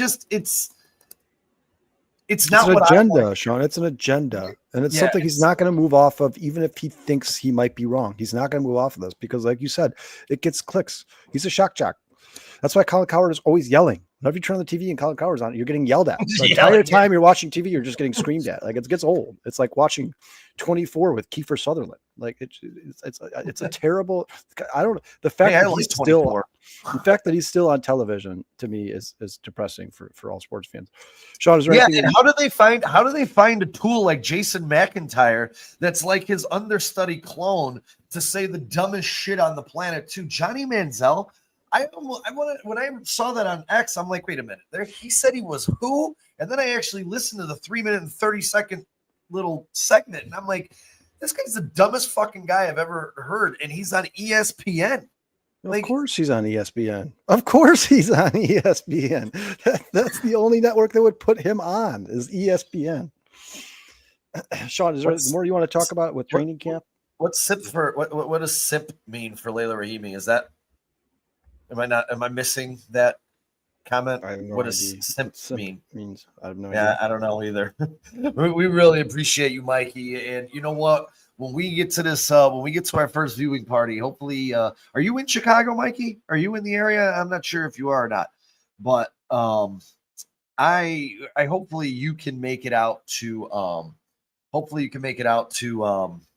one of our live shows. We'd love to meet you. Love to hang out with you. You're one of our favorites every week. And that super chat was so generous and so nice. We really, really appreciate you. And Broski Bear, we really appreciate you too, man. Thank you so thanks very a lot, much, guys. Man. You guys are awesome. That means the world to us, man. It's validation that we're doing something right here, guys. I really appreciate it. And honestly, without you guys, we wouldn't be doing this. This is the way you guys take the show and the chat here is what makes this fun. Having conversations with people outside of our small group of friends here. I know I speak for Dustin and Brennan when I say that you guys in the chat here are what make this all worth it. And Bears Fan for Life just joined the show. Hey, he says, "Hey guys, what's up? How you doing, Phil? Thanks for joining the show, man." But once again, man, Broski Bear, Relentless Mikey, thank you so much for your support, guys. We really do appreciate it. Awesome. And no, you didn't miss it. Go back and rewatch it. We're gonna be here all night, Phil. Yeah.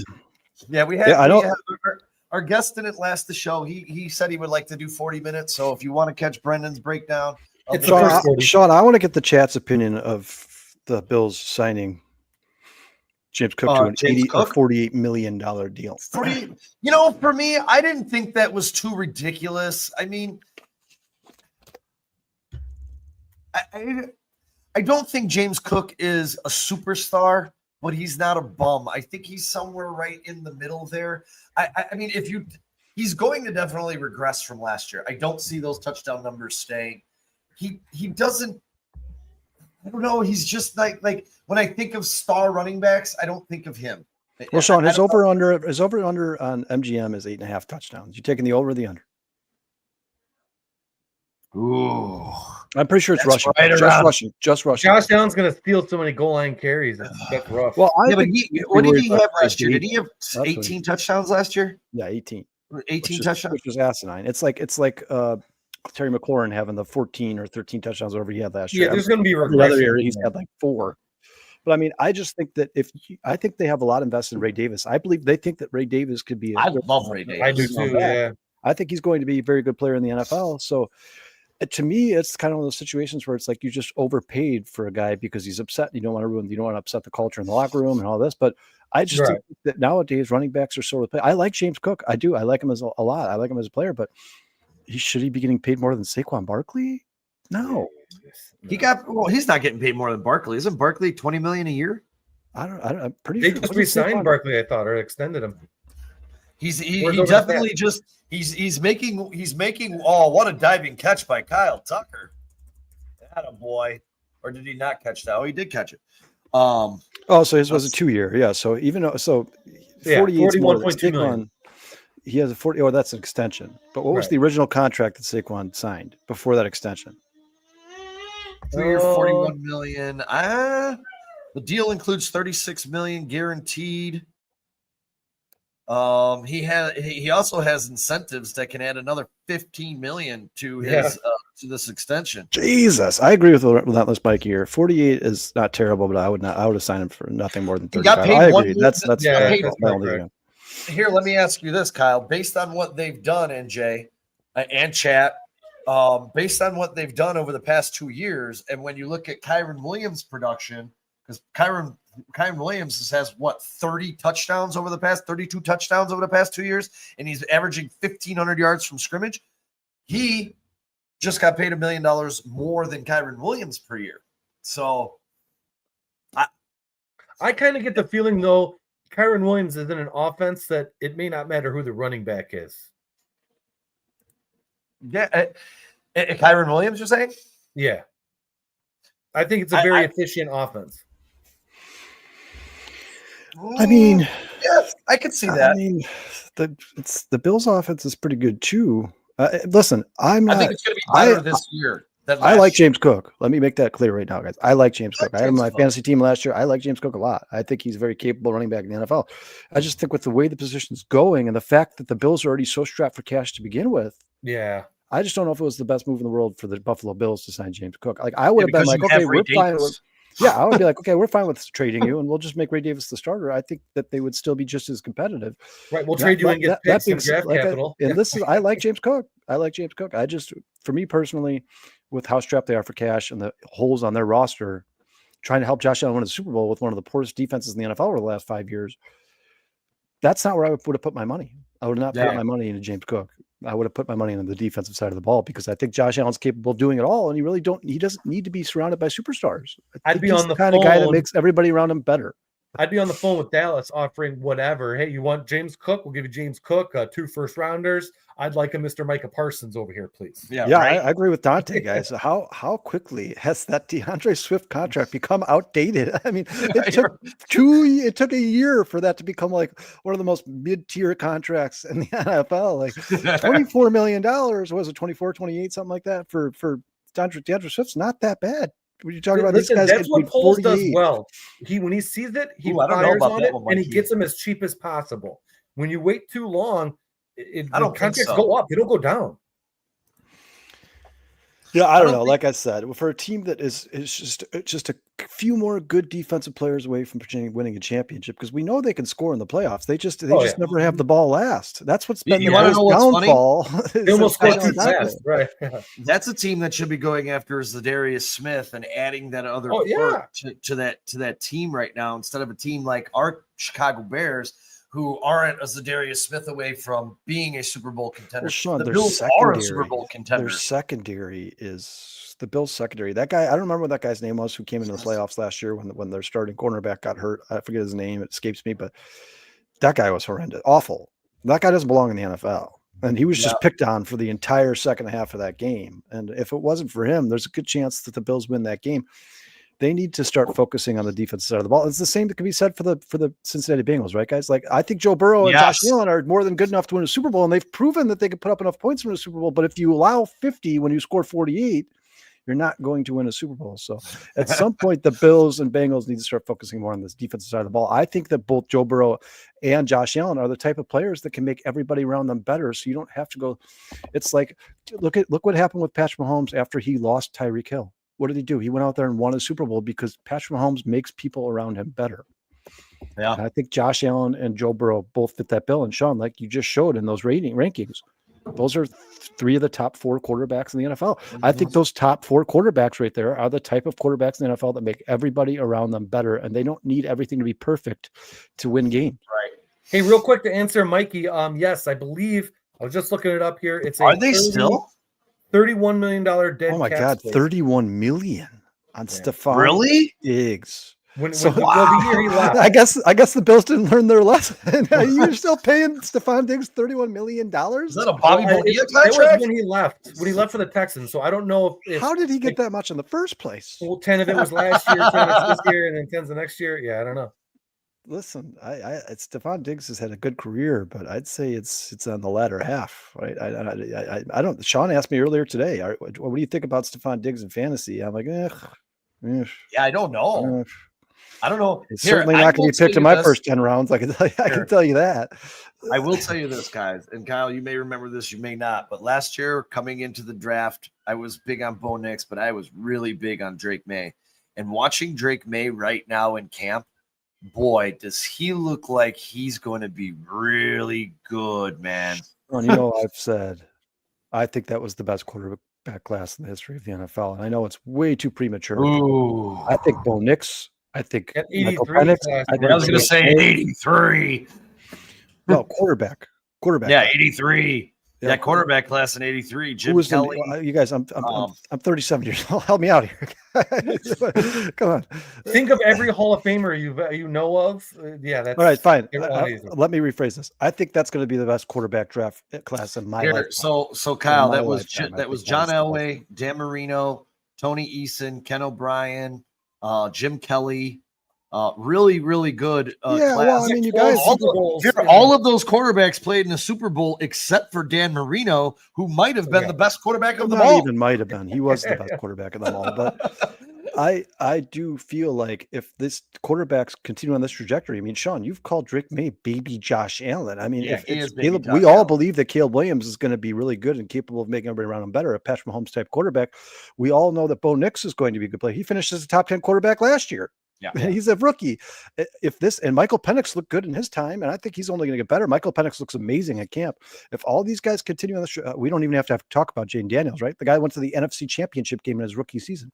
If they all continue on that trajectory, that's going to be a conversation to be had about this quarterback class versus the 83 quarterback class. I mean, these guys are all about to be the future of the NFL. I think I could see all 5 of the guys I just mentioned playing in a Super Bowl. Jay Daniels almost already did it in his first year.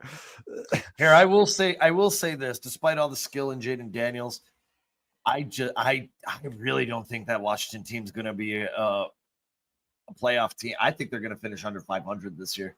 They don't lost a very serious offensive weapon, but not necessarily due to Jaden Daniels. Not because of Jaden Daniels. I just don't think that team, as it's constructed, is very good football.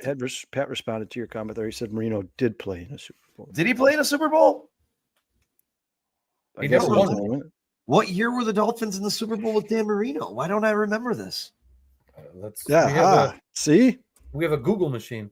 Yeah, right. We have the internet. What year did Dan Marino retire? Not retire. Yes, Dan Marino played in the Super Bowl. 1985 season. So the year before the Bears won the Super Bowl, Dan Marino was in the Super Bowl. The 49ers beat the Miami Dolphins 38-16. So 2 years after getting drafted, he was in the Super Bowl.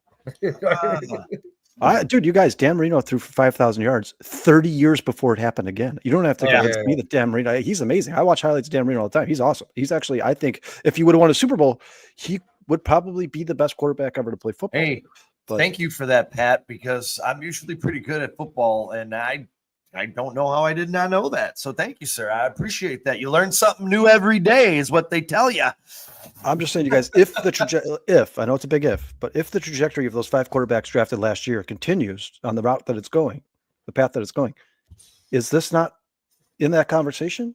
I mean, these guys all look like they're going to be really good NFL quarterbacks. If not, a couple of them look like maybe Hall of Famers or that's kind of why perennial Pro Bowlers. That's kind of what I was talking to you earlier. That's kind of why I asked you about Stephon Diggs, because Stephon Diggs is looking pretty decent in New England's camp. I know he's a locker room cancer, but for fantasy purposes, you want people who get points. Sean, you know what Stephon Diggs would be for me in fantasy?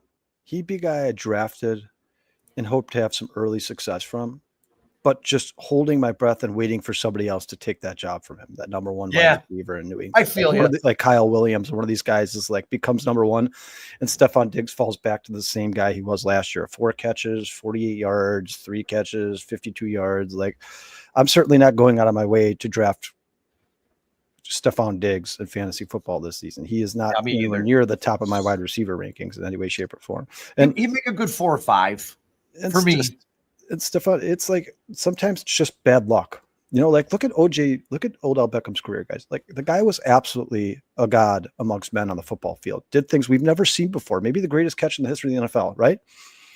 Kind of disappears while comes back, has that great season with the Rams. The last 2 games of the season, he had 9 catches for 110 yards and a touchdown. And then he has that torn ACL, and it's just bad luck, bad timing. And Kyle, now he's just disappeared off the face of the planet. And Kyle, in case you did not hear, there was a breaking rumor that he is coming back to the NFL this year. He is going to work out for teams, Mr. Odell Beckham Jr. So we'll see if that how that works out for him in this NFL. Did you guys see when it was? Somebody got too many baby mamas. You guys know that fake? You know that fake Adam Schefter? Yeah. He reported yesterday that Stephon Diggs was retiring, and Stephon Diggs absolutely just exploded on him. He was like, I don't know who this Jamoke is, but stop telling people that I'm retiring. It's really starting to piss me off. That was his response to that guy. Brendan says, Sean, this is somebody Sean's talked about all offseason, Brendan. Calvin Ridley is a recycled receiver drawn in fantasy. Yeah. Sean said that numerous times that Calvin Ridley's going to have a good season this year. So love Calvin Ridley, dude. Yeah. He had a fairly decent season last year. He just had some really crappy quarterback play. I had him last year in our Boobs League, and he was gold. He was, for a period of time, about a month, he was the best receiver on my team. Like, I mean, he's a target magnet, and I think he's going to continue to be a target magnet this year. Yeah, and I think in that situation, it comes down to Cam Ward. You actually asked me that yesterday. You go, why are you so high on Calvin Ridley? It's not Calvin. My secret's out. It's a rookie quarterback who's obviously going to have struggles at some point this season that I'm more worried about. I mean, Calvin Ridley might have big games for you, but he might be one of those boomer bust players where you're like, can I play him on the right week? Like Gabe Davis. I would like to put him in my 3rd receiver slot. He will, if he's still there after I have my 1 and 2, he's a guy that I would go after. He's not a guy I want to plug into that 2 spot and be like, yeah, it's Calvin Ridley. I don't feel comfortable with that, but a great flex play for me and a guy who could probably win you a couple of weeks throughout. Let me ask you guys this. Since the Bills obviously showed that they have a lot of faith and trust in James Cook by giving him $48 million, does that sway your fantasy projections for him in any way, shape, or form? For James Cook? No, I mean, I think he's priced properly where he's being drafted. Yeah, no. He's going to get touchdowns. He's not going to be terrible. I'm a little bit worried about Ray Davis and his quarterback taking touchdowns and carries yards away from him. But I know, but if you pay a guy $40 million, I think we expected almost like a 50-50 split from Ray Davis and James Cook. I'm saying if they paid him $48 million, I'm expecting that probably be more 60-40 now. Like I think he's still going to be the primary back. Right now, he's RB 14, and that's kind of what I mean, Kyle. He did average 4.9 yards per carry last year, and he had almost 1,300 yards from scrimmage, and obviously the 18 touchdowns. And he stays healthy. He's not, man. He may become a keeper in some leagues now. I don't know. It's going to be interesting. It's going to be interesting to see, because I was really high on Ray Davis, man, and this kind of puts a little glitch in that plan. Brennan, that's a high praise for a team that just doesn't have that much talent on the roster. I mean, I'm not necessarily saying I don't like Cam Ward, but they're rebuilding that whole team for the Tennessee Titans, and there's just not a ton of talent. So if he's going to be good, he's got to be one of those guys that makes everybody around him better immediately. Like immediately, he's got to make everybody around him better, because when you talk about guys outside the receiving room outside of Calvin Ridley, you probably can't even name 3 receivers on that team. When you talk about their running back room, Tajah Spears has dealt with nothing but injuries since he's been drafted, which is not surprising considering he's a little guy. And Tony Pollard's old and only getting older. I mean, didn't they pick up Restrepo? Yeah, as undrafted. Yeah, but I heard Restrepo is kind of down the depth chart a little bit. So. Yeah, that's what I heard as well. But they do have that. Eric the third. Eric, on the depth chart right now. Sean, what's Eric Amanor or something? Amanor, whatever his name is. Yeah, but even still, he's a rookie as well, guys, and it's going to take him a while to catch up to the NFL speed too. Like I just don't expect. I don't know what Brandon's projections are for Cam Ward, but I'm not projecting like 4,000 yards and 30 touchdowns if that's what he's thinking. So that's going to, if he's a 3,500 yard, 23 touchdown guy, that's going to hurt the fantasy value of his receivers. Hey, Brandon, I'll say James Cook is a must draft player if you get him in the right spot, because I can, off the top of my head, list 20 players I'd rather have than James Cook. If somebody's drafting him in the second or third round, let him. Yeah, look, I have nothing against James Cook. I think he's a good football player. Again, 1,200 yards from scrimmage. He averaged 4.9 yards per carry last year. He had 18 touchdowns. I think those touchdown numbers are going to go down, and I do honestly believe that Ray Davis is going to cut into that production this year. I do. Well, you guys, Broski Beer says here, I'm giving the starting offense the entire first half in this upcoming preseason game. Yeah, we got to get to this Bills preview because I got to get out of here. I got to get out of here in about 20 minutes, so my wife doesn't kill me. We have a deal. That's fine. Well, we have a deal tonight, with her teaching again and my daughter back in school. They have a show that we got to watch. Is it smoochy night? I wish. I thought that's where he was going. Hey, guess what? That'll happen during school year. That's reserved for Saturdays only now. Summer stuff is gone. Oh, man. Let's get into now this I know game. why you like summer stuff so much. Yes, let's get into this Bills preview. Bills-Bears preview, because the Bills are stampeding their way into joint practices and are going to square off starters versus starters. Should be interesting. I actually wish I would have got a ticket because I've never been blessed enough to see Josh Allen play, but I don't really want to go to a game to see him for, 2 drives. Maybe the Bears can play him in a regular season game. He is one guy on my bucket list I'd really like to see live. But when it comes to this game, we touched a little bit on Monday. Obviously, we're looking at Caleb Williams. So if I get away from the Caleb Williams cadence and pre-snap stuff, some other things I'm personally interested in watching. Obviously, the tackles on both sides, especially with some of the things that are coming out with Donnell Wright, with Roshar not as happy with him. And then you have the left tackle battles going on. I'm interested to see what's going on in that secondary. Will they be tested? Josh Palmer should be out there. You should have Keon Coleman out there. You'll have Dalton Kincaid, I'm sure, out there to start this ball game. You probably have James Cook now interchanging probably with Ray Davis. So the run defense that got gashed, I'm more interested on what happens on the defensive side of the ball in this game, because we all know the Bills in those first 2 drives, this is a perennial Super Bowl favorite by most people that you talk to. This is one of the teams. Except for Colin Cowherd. Except Colin Cowherd. He's got the Browns winning the Super Bowl. I want to see how the Bears defense matches up with this offense, especially because we're going to have no Jalen Johnson. We're going to have no Kyler Gordon. I'm very excited to see some of this depth get tested against the Bills, how they react to some stuff. I'm not. And does. I mean, this is what we got to see. Where are we against one of the best teams in football? And you know what? That's why Ben Johnson scheduled this joint practice in the Buffalo Bills on this preseason schedule. He said it. He came out and said, I want to see how we stack up against the perennial playoff football team. And I'm sorry, guys, but with those injuries to the secondary, I just think that it's for people, Bears fans looking at this game like, man, I hope to see like really close. I wouldn't be surprised at all if the starting Bills offense walks off the field 17-0. I mean, no, God, don't say that. They're Josh Allen is one of the most dangerous players in all of football, and he's going to be playing basically a backup secondary for the Chicago Bears. Well, that's kind of what I was saying, Kyle. Like, I want to see the front 7 get after Josh Allen, put some pressure on him. What's that front 7 made of? Because for everything we know, the Bills have one of the better offensive lines in football. Can these guys get off the edge? Can Austin Booker get some reps with the ones and penetrate the way he did? Because, look, he had a great game. But when the Bills ones were out there, go back and look at the tape. Or the Dolphins, excuse me. Yes, you did not see this guy.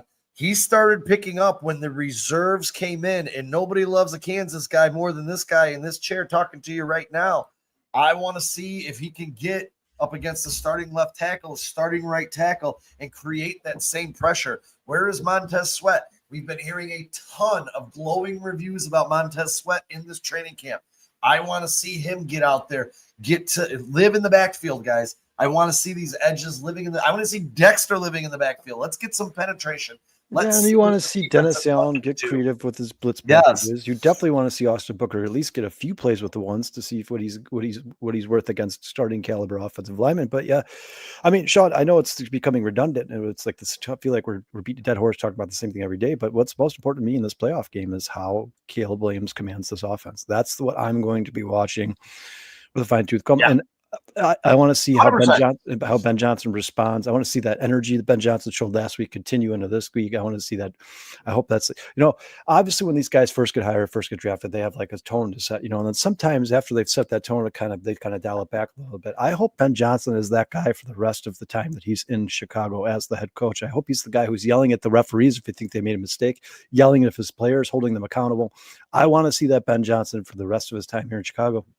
And I think this is a good test for the Bears. And I think if they come out and they fall apart like we've seen in past years, where it's like finally we're facing a good opponent and the Bears look like a peewee football team, I want to see the reaction from this coaching staff. And I want to see the Bears go out there and set a tone, establish an identity, look good, look like an NFL caliber football team. And let's see what Caleb can do against the ones of a defense that, to be honest with you guys, leaves a lot to be desired. I don't think the Buffalo Bills are like the scariest defense in the NFL. Caleb Williams, if he's learning this offense, he should go out there and have little spouts of success. So let's see it. It's time. And I know, Jason, you said you agreed with the move that Ben Johnson made last week, not playing the starters. I wish we would have seen Caleb for at least a drive, maybe 2. Me too. This is it. This is the moment we've all been waiting for, right, guys? It's time to see where Caleb stands in this scheme, in this offense, and his development with Ben Johnson. And I could not be more excited. This is almost going to feel like a regular season game to me. And I know we've been talking about doing maybe like a watch party or something. This is going to be fun. This is probably going to be the last time and the first time and only time we see Caleb Williams in the preseason in live action. I'm really looking forward. I don't really care about Caleb's numbers per se. I want to see how he operates the offense and specifically the run game for the offensive line and him, because this is going to be a very huge part of this offense. They're going to run often because it sets up the play action, which is used a lot in this offense. So I want to see how the offensive line operates. I'm not even 100% sure we're going to get all the whole starting lineup, but if we do, I want to see how they operate. And then I want to see, honestly, I want to see how the defensive line stops the run. I'm not really too worried about pressures because, again, it's probably going to be a fairly vanilla defense, I would imagine. But I want to see how they can stop the run because last week they did not do a very good job of stopping the run. And I know it was backups, but these are the guys now, and it should be a fully healthy defensive line. So let's see them stuff the run. You just spent a lot of money on the interior of the offensive line. You actually probably overspent on the other side, opposite of Montez Sweat. So let's see these guys stop the run because honestly, I know it's an old adage for football, but it always has rung true and it never won't. Running games, both an effective one on the offensive side of the ball and stopping it on defense is typically how you win games. Don't turn the ball over, stop the run the bell wall. You're going to control time clock. You're going to do everything you need to do. That's very well said, Jason, because what we heard from joint practice is the Bears ones were getting beat in the run game and they were very leaky and giving up massive gains on the ground. And like you said, if you can't stop the run the ball, you're not going to win in the NFL. That's just a case point in fact. That's just how it is. We saw what happened in that Arizona game, right, guys? We were like, oh, Kyler Murray sucks. The Bears could take the ball. Kyler Murray's like, I don't have to throw the ball. You guys are giving us 25 yards a carry. Like, we're just going to run the ball down your throat. They ran for over 250 yards and they made the Bears they embarrassed them. They embarrassed us. So I am curious to see not only how the Bears stop the run, but how this defensive line plays out. Where are you putting Dexter? Where are you putting Grady Jarrett? Where are you putting Deo? Is he going to move inside a lot? Because that's where he had most of his success in the NFL. Is Austin Booker big enough and good enough to be on the end of the line with the ones? Can Montez Sweat have a rebound year, a bounce back year? That's going to be a very I will be watching the trenches more than anything else in this game. These are probably what we're going to see. Offensive line, we don't know if Darnell's going to start if they sit him just to keep him healthy, and we don't know what's going to happen. I don't know, man. Dan Rochard today was not very pleased with Darnell Wright, so I think if he's healthy, he should get. Darnell Wright looks out of shape. He looks very. I don't know. I brought this up to Kyle earlier, dude. Like, if you looked at him in his press conference last week, he did not look like he spent the season in the gym. It looked like he spent $250,000 in the offseason on his body, like Derrick Henry. He looked like he spent $250,000 on hot dogs and Cheetos. Yes, he did not look good. I was watching that interview. I'm like, man, that's our right tackle. That dude does not look like he spent the summer in the gym. He doesn't have sand in his pants. He has sand in his shirt. And it's hard to tell because there are guys who have that body type, but underneath there is just a pure muscle. But he looks more out of shape this year than he did last year. And Dan Rochard he's the type of guy who's going to tell you how it is. And he's coming out already and saying, I am not pleased with the way that Darnell Wright has approached this offseason and approached coming into this 2025 season. That's not a good start for Darnell Wright. This is a guy we expected to make major leaps and bounds this season and possibly make it into that top 3 right tackle conversation in the NFL. After watching that presser, I'm like, man, that guy, he just looks like a guy. He doesn't look like an NFL tackle. This is what he said today. He said he's a little bit inconsistent. There's moments where we look at and we're like, he loses focus or fatigue starts to set in. We see a decline in play, but that's when he's on point. I've seen Darnell do some things that you get excited about. He's just not been able to stack it play after play after play, which is uncommon for a young player. There are moments where I've seen growth. It is fast. He is as fast as I want, or he wants to be. No, my job is to inspire and get him there to understand exactly what we're doing and challenge him if he's not doing it right. So, well, and that makes sense, guys. Because if you told me pick one word to describe Darnell Wright's career up to this point, I would say inconsistent. That's what I would say. Because when Darnell Wright's good, he's great. But when he's not good, he's below average. So he needs to get more consistent on the right side of that line. He should be the anchor, guys. This was the number 10 overall pick in the NFL draft. He is your highest drafted offensive lineman. He should be the anchor of this offensive line for the next 5-6 years. If he's out of shape because he's not taking this seriously, and you know what? I don't want to. This is all hearsay. We don't know. I have no idea if this is just the shape that Darnell Wright's always in, and he just doesn't look like he's in good shape. But and that could be. He's all muscle underneath, but. With these comments from Dan Rochard, like, Darnell Wright, you're supposed to be the guy. You were supposed to be the guy. You're supposed to be the guy. Like, hey, you know what? We had to shuffle the interior of the offensive line. We had to go add Joe Tooney. We had to go add Drew Dahlman. We had to go add Jonah Jackson. We don't know what's going on left tackle over there. But the good news is the cornerstone, Darnell Wright, he's here to stay. Like, I'm not getting that vibe. The one thing, I'm hoping it's just trying to light a fire under his ass. and get him, working out. I think he's got a couple of weeks here. A lineman football shape isn't necessarily ripped muscles. Yeah, It's like more yeah, of they're, just they're always going to have a conditioning. big belly, right?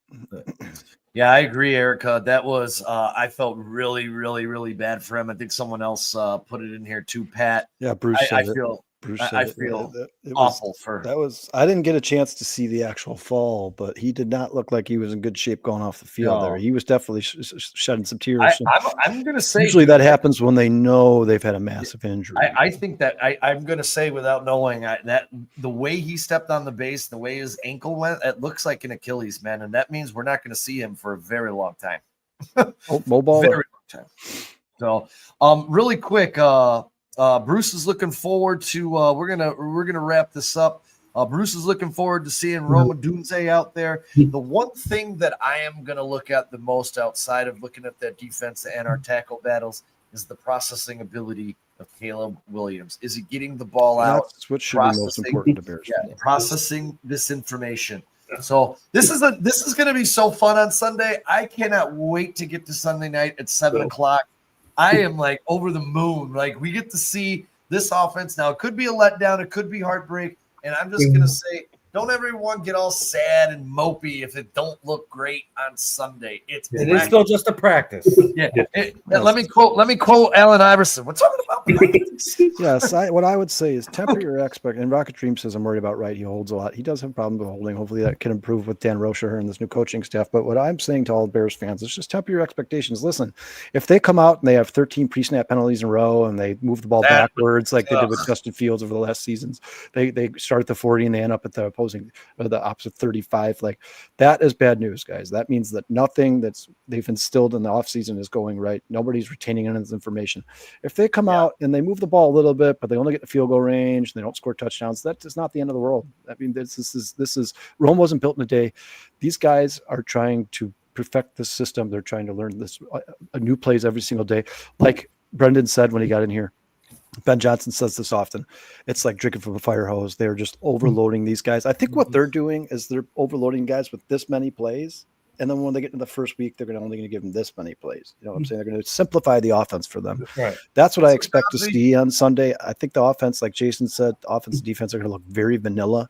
So I don't think this is what you're going to see in the regular season. But I do expect Caleb to command the huddle. Like I really have to hope command the huddle. I really hope it's not vanilla on offense. I hope they're working on this offense and getting live reps and actually putting in plays that they're going to run. I mean, you cannot just start against Minnesota, and this is why I would love to see at least one or two drives. Now, I understand. Brad Biggs said it was like 87 plays that they ran, and then you heard Ben Johnson come out and say he got more reps doing that than he would in this what was a glorified practice. And so I wish I could do this every day. So, well, that's my point. Like if he goes out and he only had on last Sunday, he has 2 full, 3 and outs. And then they sit him. What good is that really doing him opposed to the nearly 90 reps he got that morning? And then again, he didn't get a day off after the game, which is usually mandated. He had a full practice right over there. So he actually got far more reps and far more practice and far more time with the ones than he ever would have gotten if he played those 2 series or 3 series. Yeah, and on that 90 snap practice that Ben Johnson talked about, he said, in between each play, I talked to him for sometimes 15, 30, sometimes even 45 seconds a minute about what he did wrong, what he needs to improve on, where he should have gone with the ball, speeding up his timing. So, I mean, I do believe that it was very valuable for Caleb Williams to have that day with Ben Johnson. I just, at some point, just as a selfish fan, I'd like to see with my own eyes where Caleb Williams is in this offense. And like I said, I agree. You can't tune too much. You can't take too much out of these preseason games because this isn't going to be the offense. It's not the offense the Bears are going to be running in the regular season. But I'd still like to see you guys, just the simple things. Can you command the huddle? Can you get the play out quickly? Can you get everybody lined up quickly? That processing ability is huge. Cadence. Yes. I want to see him command the huddle. If somebody in the huddle is talking, I want to see Caleb say, hey, I'm talking. I'm the quarterback. Let's go. I want to see that. You've seen so many other quarterbacks that walk into the huddle with this look of intensity on their face, like Patrick Mahomes and Tom Brady used to do, where he's like, let's go. Sometimes the Bears quarterbacks, particularly Mitch Trubisky and Justin Fields, look disinterested. Yeah. Hey, man, this is it. This is your time. This, like, I think Caleb Williams is capable of being a really good leader. It's time to see that transition to the football field. Agreed. And I'm gonna throw this out there that we're discussing it. Unfortunately, I think I should be home in time. Jason and I will be attending a wake. We should be home in time for this ball game. It does start a little bit later, but we are thinking about doing a possible watch party. That we'll bust that out on the Facebook page if we decide to. Still iffy because of plans of real life change things up sometimes, and that's unfortunate.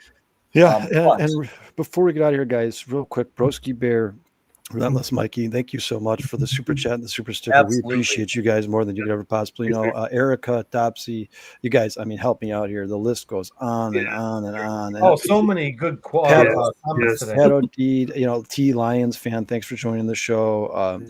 Don Burr was there. Dante, obviously. our boy Brennan and Dante, Dustin made as always. appearances. Yeah. Everybody in the chat. Phil was here, Bears fan for life. Breaking news, Bruce. We appreciate all the work you do behind the scenes. Thank you guys so much for joining the show, man. We appreciate you guys. Please go over to that YouTube. We have 100 people watching live right now, guys. Please go over to the YouTube channel, hit that like and subscribe button if you haven't already. 4-Star Chicago Sports on YouTube. And then last but not least, guys, a loud. Yes, there's a Facebook page, Mikey. Yeah, a loud shout out and thank you to Brendan Sugrue, does great work over there on the Bears Wire. He if you missed it, go back and listen to it because it was an awesome listen. Obviously, very knowledgeable, knows what he's talking about, very smart guy. And then, like Sean said, you guys keep your eyes out because we're gonna have some more special guests coming up in the future here. One of them is going to be on Monday with the 4-Star Chicago Sports Original 4. Anything else you guys want to say before we get out of here? Yeah, I was just going to say my sentiments exactly. Brendan, appreciate him spending some time with us. That was very generous of him to do that. I know he's a busy man. He's probably writing an article for tomorrow for the Bears Wire. And the 25th, we will have Zach Pearson. That has been confirmed. And I know someone in the chat said they didn't want Brad Biggs, but I do have an email out to him to see if I can get him on the show. I don't know, but I'd love to say Brad Biggs talks football with you. And the Courtney Cronin conversation certainly isn't over yet because I know a personal friend of hers, and I think I could probably smoosh her into getting Courtney Cronin on this podcast. She's a very busy woman, man. Yeah, I have reached out to Courtney Cronin on 3 platforms, including her personal email, and I have not heard anything back from her, unfortunately. It's not over yet, Sean. Yeah, it's not. It's never over. Right now, these guys are so busy with training camp every day, and they're doing, the Score, ESPN. They're doing a ton of other different shows that we don't even know. They're making money, man. Yeah, so good. She's on an airplane more than we're in a car, bro. She's all over the place. Good for them. But we're gonna in honor. This week belongs to Rock Chalk Jayhawks Austin Booker for his fantastic performance against the Miami Dolphins. So we're gonna leave you on this note. Anything you want to get out there before we wrap up? Shit, fuck Green Bay. All right. Yeah. Let's go. That a boy. Awesome, Booker. Thank you again. Hey, boys and girls, all 100 in the building watching right now. We love y'all. Thank you all. Everyone in the chat, you guys make this so special for us every single week out here. Like Kyle said, please hit that like and subscribe. Relentless Mikey, we do have a Facebook page. We have a Facebook group. You can also find us at 4starchicagosports.com. Mikey found us on Twitter. I know you found us on Twitter. You're a follower on Twitter. But yes, we put a lot of information out in that Facebook group. So please get on that. Don't forget tomorrow. The Bears Minimum. Yeah, they will be on Burning the Midnight Oil, 11:30. Sean, Mikey says, boys, get Pat the designer. Have you had conversations with him before, haven't you? Pat the designer, him and I have talked on Twitter together back and forth, but I've never asked him to be on the show. And I'll be honest, Pat Designer started just like us. He started in his garage doing studio shows, and now this guy is. I've heard him on the Score. Yeah, I mean he's everywhere, dude. So yeah. Well, that's something we definitely get in the works for sure from that, Mikey. Yeah. We appreciate you, Mikey. Thank you so much, man. Hey, and to everyone out there, don't forget. And Saturday we'll be back for the Northside 9. Hopefully, we're talking about the Cubbies win, Guys, this is it. The season is on the line Monday through Thursday next week. 5 against the fucking Brewers. We got to win that game. please. No, we got to win 4 or 5 of those games. I still believe in the division. I know Kyle's going to call me crazy, but if we can take 4 or 5 and we can get close, they're the only 500 team I believe left on the schedule. We could still pull this off. Does anybody know what happened to that pitcher that got pulled? I haven't seen I anything. think they're just limiting his innings They because might he was be. coming off a massive injury. He's Yeah. only played like 10 starts this year. He was out the whole first half of the Brewers. season. I think they're just keeping an eye on him and making sure they don't worry. As a matter of fact, they're probably letting him gear up for the Chicago Cubs. Thanks, That's probably Mikey. exactly what they're doing. Hey, Appreciate you guys. You guys take care of Until yourselves. next time. Take care of Peace each and other. love. Take care Love of ya. yourself. Take care of everybody Yeah. else. Jason. Bear Brewers. down, Chicago.